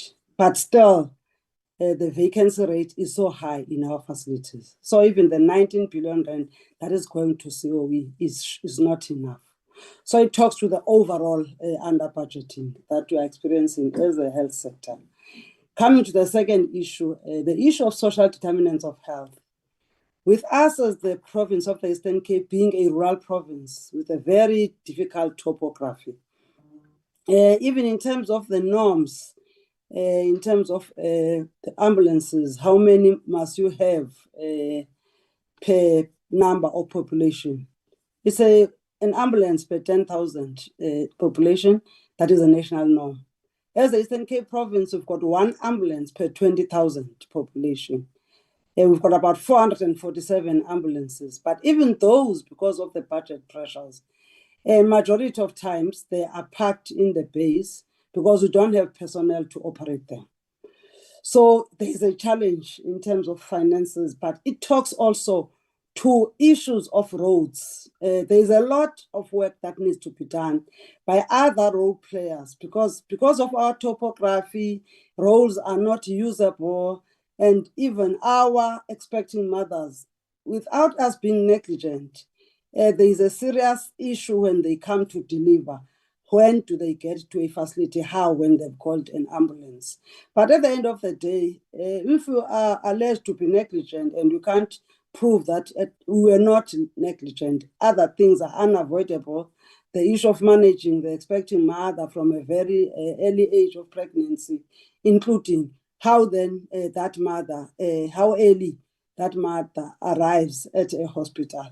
It's not being looked at when we must be the ones who are responsible for the payment of these medical claims. Yet, I believe it's not a thing of the Department of Health only. So there must be a way of bringing other stakeholders on board so that their contribution to the situation we find ourselves in, it is cleared and it is made to be all of us' business, this issue of mothers not being able to deliver on time because they can't arrive on time because of the roads that are not trafficable. But the last issue is an appeal to the National Parliament to help us. This thing of the state liability bill, that is taking forever. I know DG did mention it, but we feel we are not being assisted because if it has been done with RAF and there was a way of putting a ceiling and even regulating how people can claim the state, I think with the state liability bill, if it can be passed, it can help us a big deal. Otherwise, Honorable Chair, we are doing all we can, but the situation needs all of us to rescue what is happening in the sector. Thank you so much, Honorable Chair.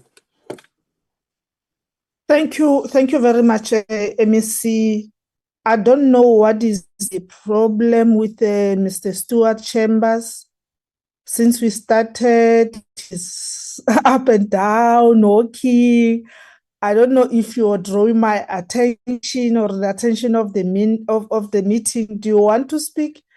And I'll also like members of the portfolio committees from the provinces, from the legislatures, to also come in and talk to the issue. This is one issue that really, one of the issues that really does not need a specific sector.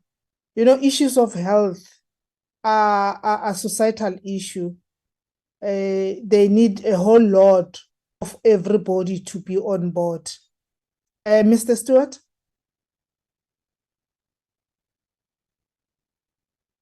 We can't hear you. I can see the movement on your head again. I don't know if you want to speak. Lubabalo, is the Mr. Stewart from the province? Or it's media? Chairperson, I'm not sure if my eyes are deceiving me. It looks like he is in a private health facility, looking at his background. I'm not sure if I'm correct. Yes. Okay. Can I check from the... MEC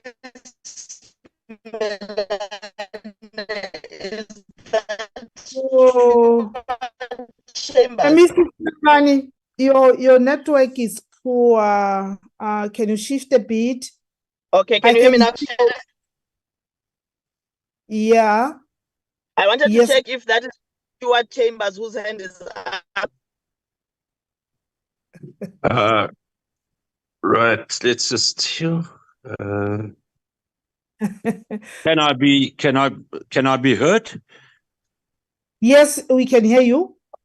My apologies. Thank you, and I apologize for the interruptions there. May I just say, and I'm speaking to you from the position of a humble legal advisor who has watched this industry grow, and I want to just say this, and it's an appeal to all of you in the committee and to Mr. Ryder, and I do not attack you, and I respect your observations.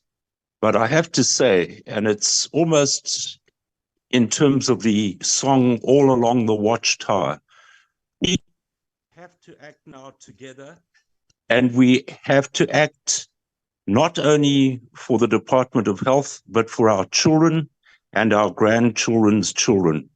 Because this Department of Health, which is the favorite, and you will say in Afrikaans, sonderboek or scapegoat, is one of the pillars of any state. And we owe it to ourselves and our children's children to preserve that. And I want to say this, that we can do all we can to mitigate the situation that we find ourselves in, but it is now more than urgent that legislation. Okay. Is that an order? Somebody's calling for my attention. Is that an order? Who's calling for my attention? The head of Department of KwaZulu-Natal, Dr. Shabalala. Is that an order, Mr. Shabalala? Because Mr. Stuart Chambers was still on the platform. Is there something that you want to say before he concludes, or you want to call an order? Chairperson, may I call it as an order? I just want to have a discussion with Mr. Chambers before he speaks in this meeting on the side. He is from my department. Okay, you do that. Get your house in order. Thank you. Thank you for Chair. that.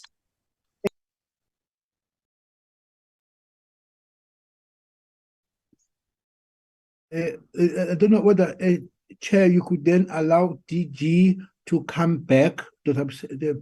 I just have two comments also to make from the discussion that have ensued so far, if none of my other MECs are coming in to speak.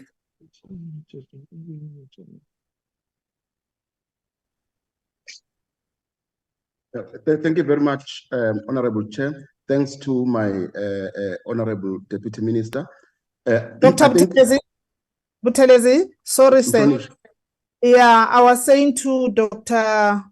Dlomo that I want to check with the members of the portfolio committees from the legislatures if they want to speak on the matter. Oh, sorry, Chair. Sorry, Chair. So, Nan Lubabalo, Estelle, can you maybe confirm if there's no one from the provinces, from the legislatures? Except for... Thank you, Chairperson. So far, there is no MEC who has raised a hand, Chair. Okay, all right. No, not MECs, members of the portfolio committees. Yes, even members of the portfolio committees, Chairperson. There are a few issues that Honorable... come again, Chair? There, I see some of the questions and issues are on the chart. Yes, I wanted to bring that to your attention, Chair. Yes. Okay. Yeah, Dr. Dlomo, DM and AG, as you respond, please just go through the charts. Maybe also MECs, just go through the charts, the chart icon there. There are issues that are being raised there. But then before I hand over to Dr. Buthelezi, as per the request of the MEC, like I said, this matter is not a matter of health, and ourselves as a responsible committee for the expenditure and the allocation and all that. And I know that very soon we'll be going to focus on MTBPS. And we need to be convinced and be able to say to the department or National Treasury, this is the situation, and we need to be sure of what we are saying and put facts on the table as we bring our argument when we review the budget. You know, I don't know if it's the MEC from Gauteng or MEC from Eastern Cape. She has raised something that I think personally we have experienced it, Dr. Lomo, during our time, and it's not something that has just started. The issue of the death rate in the paternal issue, where mothers or pregnant women are not visiting our institutions as expected. But also, it also depends on the beliefs of our people. We were able at least to go to have a campaign to encourage our members to use our health facilities, primary health care, very important, because when you go to the hospital or a health facility at the end, when you are supposed to deliver or to give birth, and you have not been given the necessary support and monitoring throughout your pregnancy period, it becomes a problem. And who is to be blamed? Is the department, is the government, is the political head? But who played a major role? A person who is responsible, who is aware that she should go to visit the health facility, doesn't go. But working hand in hand with the traditional healers, I think they are organized. When they have patients who believe in them, go to them, they need to encourage them to go to health facilities. But like I said, and also Honorable Ryder said, this is not our jurisdiction to focus more on the operational sector of the department, but the operational way or this operational sector affect the expenditure. So there's no way that we can avoid it, and also just talk about money. Money needs to be spent for service delivery. So the service delivery needs to be spoken to. Thank you so much, honorable members and colleagues. Back to you, Dr. Buthelezi.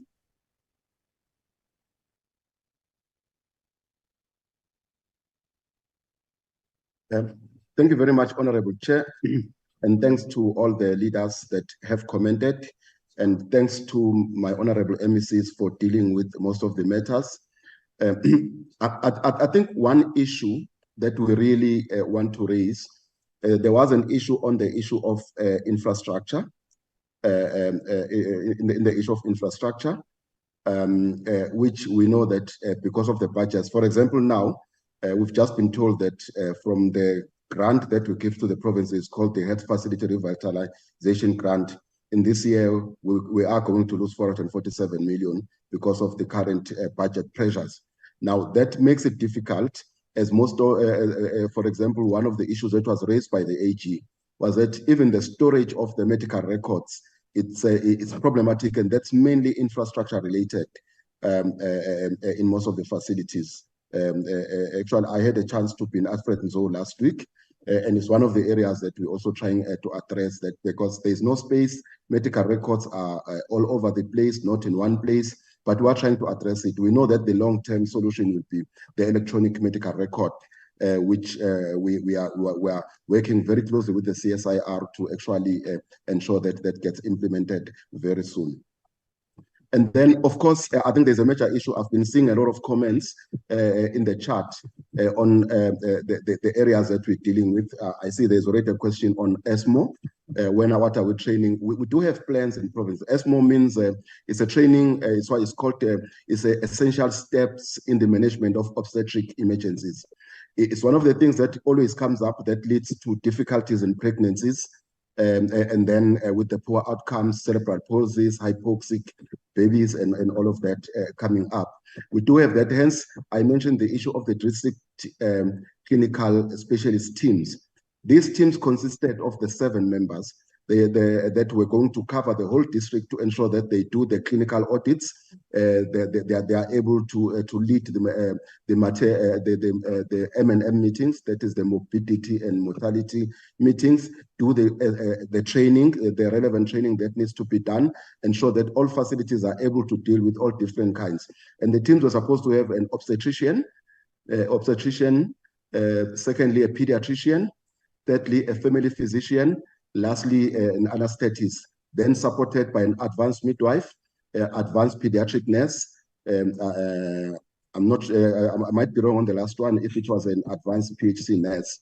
And if those teams really did what we're supposed to be doing, we will be seeing quite a lot of attention to the upstream issues, which are your clinical governance, patient care, patient safety, looking after the near misses in terms of the adverse events that actually end up being a problem, and ensuring that there is proper training.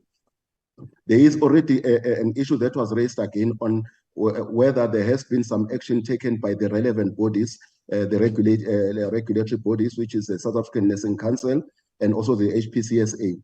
There are some of the cases that have been referred to the HPCSA. We can actually, because they do an independent process where really there has been a negligence that really needs to be taken through by the relevant body. We can get that information and submit to the committee from the relevant bodies, the 2 regulatory bodies.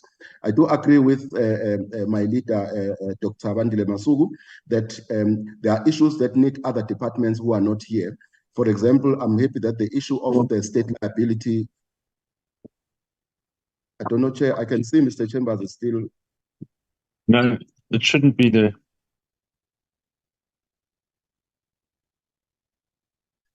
Dr. Shabalala, can you please talk with your officials, please? And my apologies, Chair.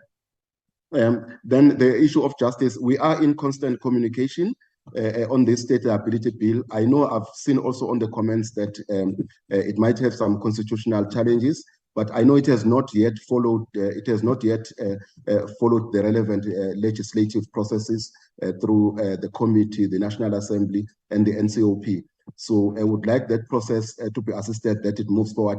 It can give us some temporary relief as we move forward. Yes, of course, the Office of Health Standard Compliance should have been here because their responsibility is to ensure that the health standards are actually met by the different facilities through the inspections that they do. So we are taking that comment so that we can follow it up, so that next time we come in here, we bring in all those bodies, including the regulators, when we are invited to this meeting.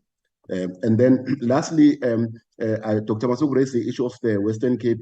Maybe the slides were cut, but Western Cape is part of the tables that were submitted as part of the presentation. For now, the last thing that I would like to comment on is the issue, especially in the rural areas, as Mhlonishwa MEC mentioned. We have a serious problem in terms of the recruitment of specialized skills in terms of like advanced midwives, in terms of the doctors. Actually, what I picked up last week at Afrenzo, they even advertise the positions, and they don't get applicants who are willing to come into the area. Of course, there's a number of factors that are into that. So we are working, because Samatu, which is a union for doctors, has told us they've got nurses, doctors that are not employed, and we keep on giving them this list. But of course, their interest is to be working in Gauteng, Western Cape, or Durban in terms of their priority. Some of them, they even turn down the positions, even as community service officers, and say we can even delay doing our community service if you are sending me to this particular area because I want to be in Durban, because of religious purposes, because of I have a family, because I have that. So those are the big problems that are beyond our control as a department. Maybe on that note, I will stop and allow my and allow. I see there's a last comment that says we must give more incentives to the specialists.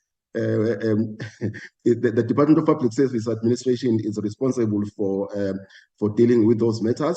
Actually, there's quite a lot of incentives that we've put in place in terms of the people get rural allowance, in-hospitable allowance. They even get commuted overtime, scarce skills allowance. A very good specialist in the public sector gets paid more than 3 million.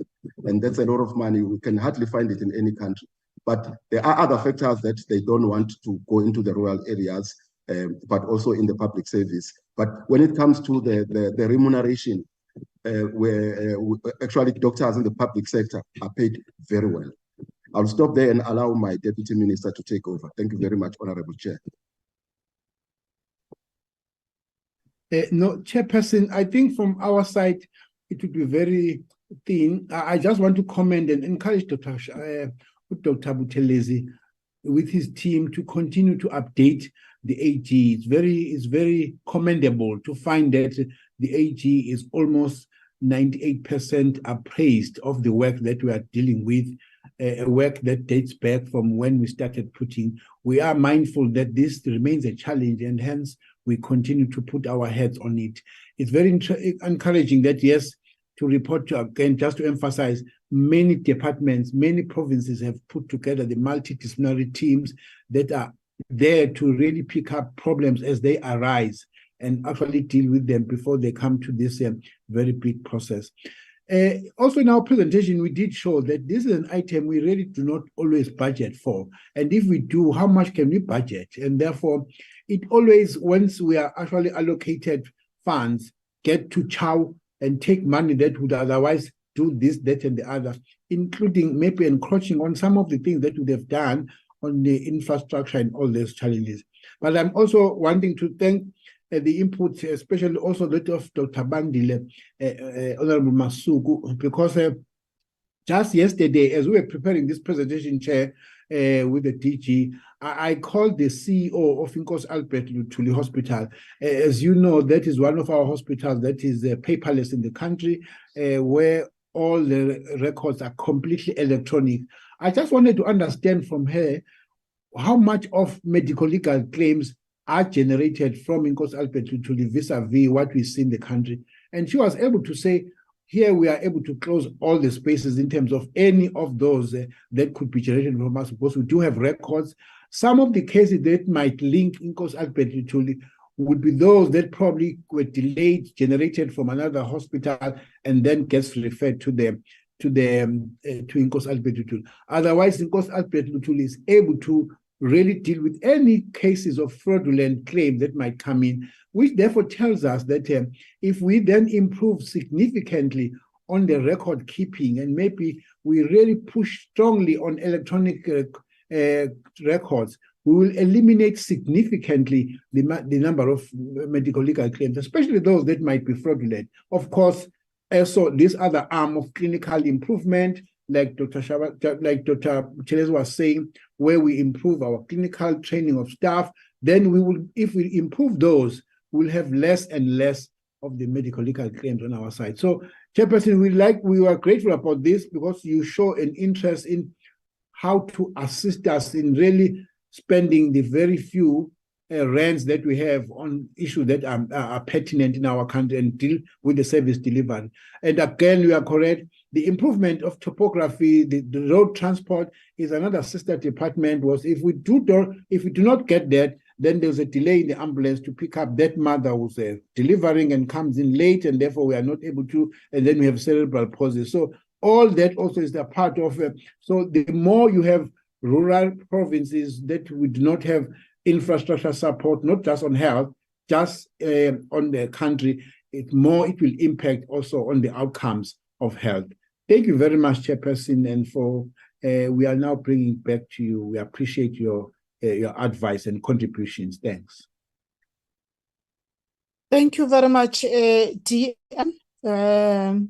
And I really want to appreciate your commitment, your availability, and also recognizing and acknowledging the advices that comes from the committee, that more engagement, maybe together with the AG, we need to engage the sector committees so that they can be able to monitor and do oversight over those departments at the provincial level and also at the parliament level. AG, is there anything that maybe you'd like to comment on? And I will also encourage DM and your team and the MECs to also check on the chat group. Those questions there are important. AG, over to you. Thank you very much, Honorable Chairperson, and thank you very much for the robust engagement by the honorable members as well. So I'll touch on a couple of key points and elevate a couple of pressure points and questions that were asked. I will also be assisted by the team that might just come in and cover maybe something that I may not have covered to just assist in that regard. I think first and foremost, Honorable Chair, let me acknowledge and appreciate the robust engagements that have been happening and some of the comments that have been made by the members in the room.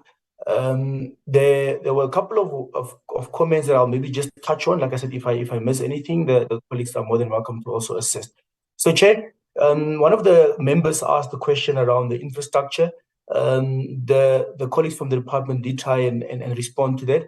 Ours, obviously, because we conduct our audits in line with the Financial Management Act, the Public Finance Management Act, is highly dependent and focused on the spending and how the spending on the infrastructure is happening, whether there are adequate maintenance budgets, and ultimately also then try and link the findings that we have to the lived realities of the citizens on the ground. So in other words, if you had planned to finish building a particular medical facility, if you take long and you've got delays in completion of that particular facility, what is the impact? Because obviously, when you set yourself out to build this particular facility, it was intended to serve a particular need and benefit citizens. So therefore, in it being delayed in terms of its implementation, it means that those citizens that it was intended to assist or serve are not being serviced, and therefore they might need to even incur additional funds to go to other facilities and travel quite far. But to assist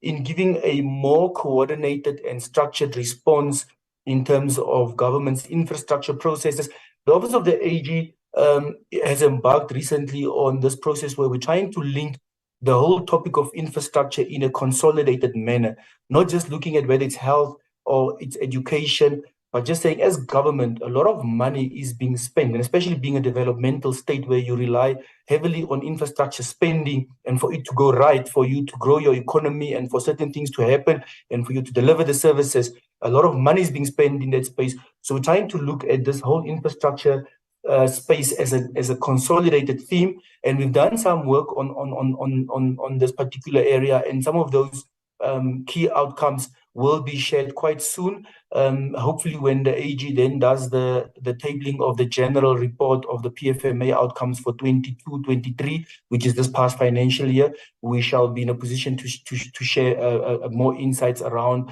the state of infrastructure generally and what we've picked up from those audits. But certainly, the ripple effect of the poor infrastructure is acknowledged, as was outlined by the member. Then, Chair, I must also commend the committee for having understood and appreciated. You would recall Ms. Musisinyane in the beginning when she did the presentation, spent quite a bit of time to unpack that accountability ecosystem with all the role players, unpacking that all of us are required to play a role in government. To that extent, I'm also quite heartened by the fact that the committee also understands that, if the Department of Transport doesn't work, it means the ambulance cannot go through. But bringing it closer to home, it also means that, for example, in this discussion of medico-legal claims, making sure that we are talking to each other, what's the role of the OHSC, We've also escalated that during our discussions with the Executive Authority and the DG for the need for more coordinated engagements in the sector in order to deal with these medico-legal claims. I think also, Chair, it doesn't just stop there. One of the members, I think it's the honourable member from Northwest, mentioned it quite eloquently when he said that even the role of the Department of Justice. So we do have executive authorities here. The executive authorities must speak to each other. This select committee must speak to the select committee on health. The select committee on health must speak to the portfolio committee on health, and the portfolio committee of health must speak to the portfolio committee on justice to make sure that all these pressing matters are given the necessary attention in a more cohesive and coordinated manner. So that's the only way in which we will deal with this thing. And the reason why I'm putting that statement as I'm putting it, Honourable Chairperson, as the Department of Health or as the health sector, we almost cannot fold our hands and walk away once we've made the payment. And I'll link it back to one of the comments that were made earlier on. Because then the money ends up in line with the process in some trust account, but we never make sure whether it's benefiting the intended recipient. So what is the moral and ethical obligation of the department to do those follow-ups? So therefore, it requires us to then speak to the justice portfolio, make sure that those delinquent legal practitioners, where they're identified, are dealt with, because they are impacting us as the health portfolio. So again, the need for enhanced engagements in terms of the value chain. But it's also something that we can look into, because as the Office of the AG, once again, looking at the medico-legal claims, we were quite focused on validating this that you are paying. Are you actually paying? I think Honourable Chairperson also mentioned it when you spoke about the concept of value for money. Are we paying commensurate to the unfortunate circumstances the victims have found themselves in in case something has gone wrong? And is the money going to the victim? So for us, our focus was really on that in terms of validating the payments. And in terms of validating the payments, Honourable Chair, it's also linked to a comment that was made, and this one I will also mention specifically, Honourable Masuku, who was quite clear in terms of making sure that we understand the real root causes. So if we've allocated money, and even if we were to allocate more money in this particular sector, if we don't know where the money is going to and whether it's reaching the intended beneficiary, it's of no use stressing an already pressurized system in terms of the fiscal space that we find ourselves in now. And then also linked to that, in terms of validating, you would recall, Honourable Chair, Honourable Members, when we did the presentation, we showed just a high-level case study of a number of cases in the respective provinces where we went and unpacked the actual case. Now, you know, we are accountants by training, by trade, and by our profession, but we looked at these cases not to assess the legalities of the case, but to see on what basis the sector is making those payments. And I think Mariki mentioned that a number of them, there wasn't even supporting documentation attached to it. Now, it poses a number of problems. So on what basis are you making those payments? Do you know what informed the claim? Are you happy that this claim is commensurate, like you mentioned earlier on, Honourable Chairperson, that you are actually paying for something that has indeed gone wrong, that will benefit the citizens? So in the absence of having supporting information, we will always have this problem. And we will never understand the true, real root cause. And I think if you've listened to all the members have put various reasons of what could be a contributor. Poor medical facilities or infrastructure, could it be negligence? Could it be the mothers' awareness campaigns, people not knowing that they should go, and therefore what is the percentage? We could get lost in the detail if we don't engage in a deliberate and intentional process of saying, let's sort out the administration. Let's make sure that at least we've got the evidence, because once you've got the evidence, you've got the data, you can make informed decisions, and you can therefore also direct your efforts to really dealing with the real root causes. Whether those are saying, let's then maybe spend more time on awareness campaigns, or maybe now we've got the information, we can see there might be some deliberate syndicates operating in our sector. Therefore, let's deal with them and also rope in the SIU. But at least we would have some form of basis to from where we can start from. So hence the need for proper records management, as something as basic as that becomes even more critical. And I would like to also, maybe at the risk of sounding like I'm hammering into this particular point, just bring it closer to home to the oversight structures, oversight bodies such as yourself. As a select committee tasked with quite an important role in government, you rely on the information that you are given by management to make critical decisions in terms of your appropriations, in terms of your allocations, how much budget is going to go, what follow-up questions you must ask of management, and then making sure that ultimately the responsibility that was given and the privilege that was given to oversight bodies such as yourself, sitting in all these legislatures and parliament and representing the citizens, that you are doing them justice. And you can only do that if you are empowered with proper supporting proper information. So when you make those decisions, it therefore now calls into question the decisions that oversight structures have been making, because you are making decisions, but it's not informed by supporting evidence. And therefore, we could be saying, give more money, but actually the money that was already allocated in the system could have been spent differently or better to deal with the problems if we really understood the real root causes and we had the data to make informed decisions. And it could have also assisted with other accountability discussions in terms of the ecosystem. And that's the opportunity that oversight is being denied with, if oversight will not focus on making sure that management is held to account in terms of all the supporting information. Something as simple as trying to facilitate and assist the sector.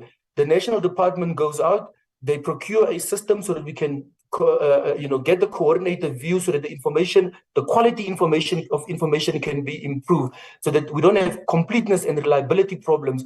And then that system is not being implemented and it's not being utilized. So that non-implementation of the system has far-reaching implications other than just what we've put the red and the green and having the conversation around, oh, we've spent 1.something million and it could be potential fruitless and wasteful expenditure. It's really denying oversight the opportunity to really engage in robust discussions around accountability and making informed decisions on how to best tackle this particular issue that we are faced with and deal with it more effectively. Because if you think about it, the summit's resolutions from 2015, we are now in 2023, we are almost halfway through now the NDP term of 2030. Are we really on track? And that's why we try to give in one of the slides the reflection in terms of the MTSF to say there are some real risks and indicators that we really need to focus and manage this thing at a more intentional, deliberate and holistic level. Then I am going to conclude on one or two comments. I think I've spoken on what we think the committee should focus on. We've noted some of the recommendations that have been made. They are very good recommendations insofar as it relates to the speciality and the practical fields around it. Again, we are accountants and auditors. We try our best to give the best insights insofar as it relates to the management of this thing. But the experts really are in the room. The people that can make a difference are those ones, each and every one of us sitting in this room, that must play our role in terms of the accountability ecosystem. I'm going to then stop here, Honorable Chairperson, and ask if maybe the team would like to come in and maybe close one or two points that I may not have touched on. I try to do it at the holistic and globular level. Other than that, I will thank Chairperson for the opportunity as well and hand it over to Tabero. Tabero, quickly assist us just to make sure that we've covered all the points. Thank you, Chair. Thank you so much. Oh, sorry, Honorable Chair. Thank you so much. You've covered most parts. I think the part that I was also going to highlight is the accountability ecosystem, which I presented. I think one message that I'm also taking away, Honorable Chair, we are also learning as the Office of the AGSA, it's really the importance of the ecosystem working together. I think for me, it was so nice that the conversation really identified the fact that the health sector on its own cannot resolve these issues. It's critical that all role players that they identified in the process, they really step up and do this. And I think for me, what is interesting, or what remains is the fact that around how are we then going to coordinate, how are we going to ensure that all the role players come to the party and then deal with it. So that's the part I also wanted to highlight, but Andres covered me. The one interesting part from an observation is how there were two members that kept talking about investment in primary healthcare.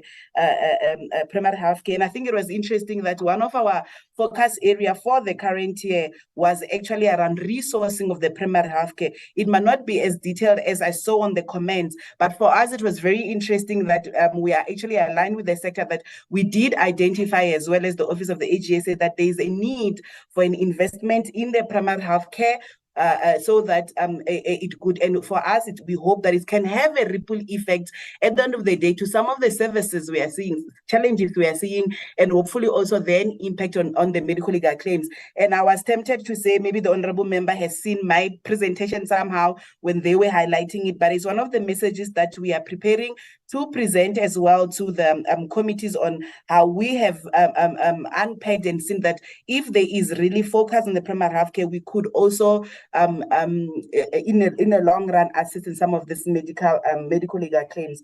That's the part that I wanted to add, Honorable Chair. Thank you. Over to you.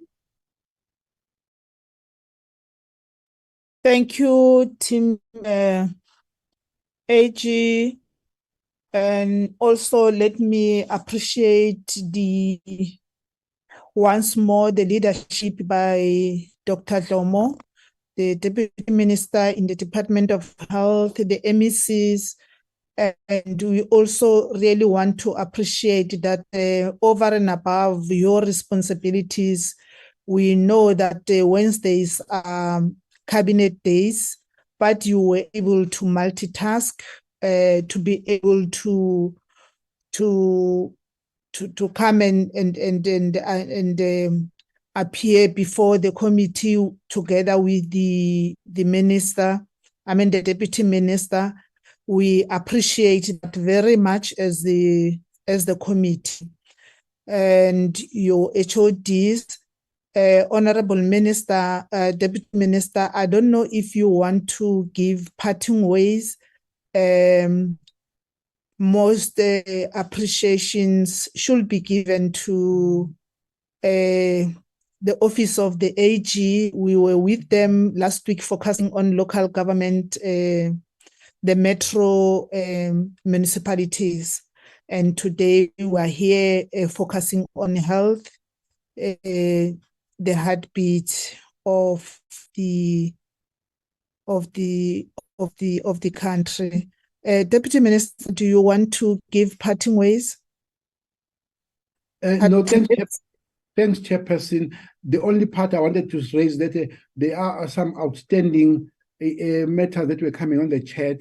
We have just been discussing with the DG that we'll pull some of them and maybe we'll forward to the Secretary of the Select Committee our responses if we are able to deal with them. But thank you very much for inviting us, and thanks to the AG for the support that is not only in the past but also going forward in resolving some of these difficult issues and many more other issues. We really appreciate to Mr. Andries and the team that he's leading.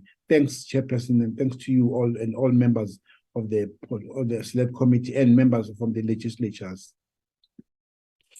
Thank you. Thank you very much, honorable members and colleagues. You are released except for the members of the committee.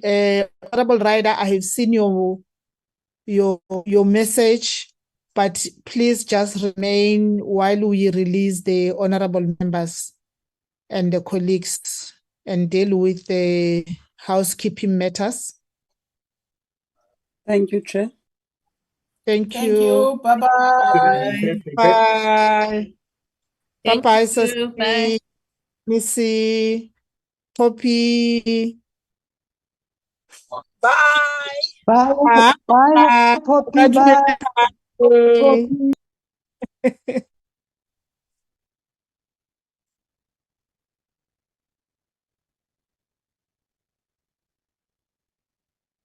I have not seen the HOD for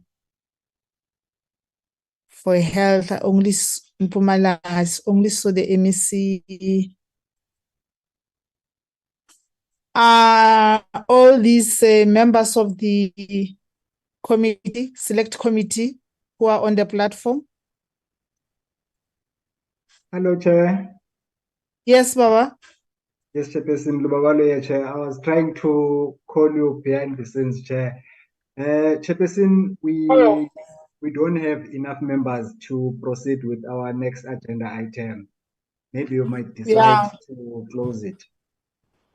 I wanted us to to deal with Chairperson? that. Hence, I said that I have seen the message from Honorable Ryder. Remember, initially the meeting was scheduled to start from 10 until for 3 hours actually. But then it's 1 o'clock now, and Mr. Ryder has something that has been planned way before. And if he's leaving, I don't know how many members are here. We were supposed to deal with the minutes of the previous quorum. Unfortunately, we can't. But other issues, I think they will need one to give leadership outside this platform and deal with them. How many members here? Yes, we somebody. have a quorum. I joined at 12:30, so I think we've got 6, haven't we, Luwabalo? I counted 4, Chairperson. Honorable Ryder, Honorable Matlangu, Honorable Mamarahane, Honorable Karim. The usual disciplined suspects. Those are the 4 members. Is Honorable Ocamp out? But Yes, Zukiswa is here. unfortunately. Luwabalo, you didn't mention Zukiswa? Oh, that's another Zukiswa. Sorry. Yes, that's another Zukiswa, Oh, our colleague. okay. Sorry, my fault. Is Honorable Ocamp out of the platform? Yes, remember Honorable Dutoche was kind of multitasking, bricks on this side. Yes. Okay, let's deal with the minutes for next week, honorable members. We can't deal with them if we don't make a quorum. Is that agreed, honorable members? Nothing we can do. It's a legal matter. Honorable Ryder? Yes. You are still Yeah, here. I mean, we can't do it. Agreed, Chairperson. Thank you. Thank you very much, honorable members. Thank you for the deliberations. And I think we need to be proud of the work that you're doing. We were able to follow up on resolutions that we have taken and follow up on issues. But what makes me more proud is that we can differentiate between our role and that of the sector committees, that we don't take their responsibility. Thank you very much, honorable members. The meeting is now adjourned. Thank you very much. Keep well. Thank you. Thank you.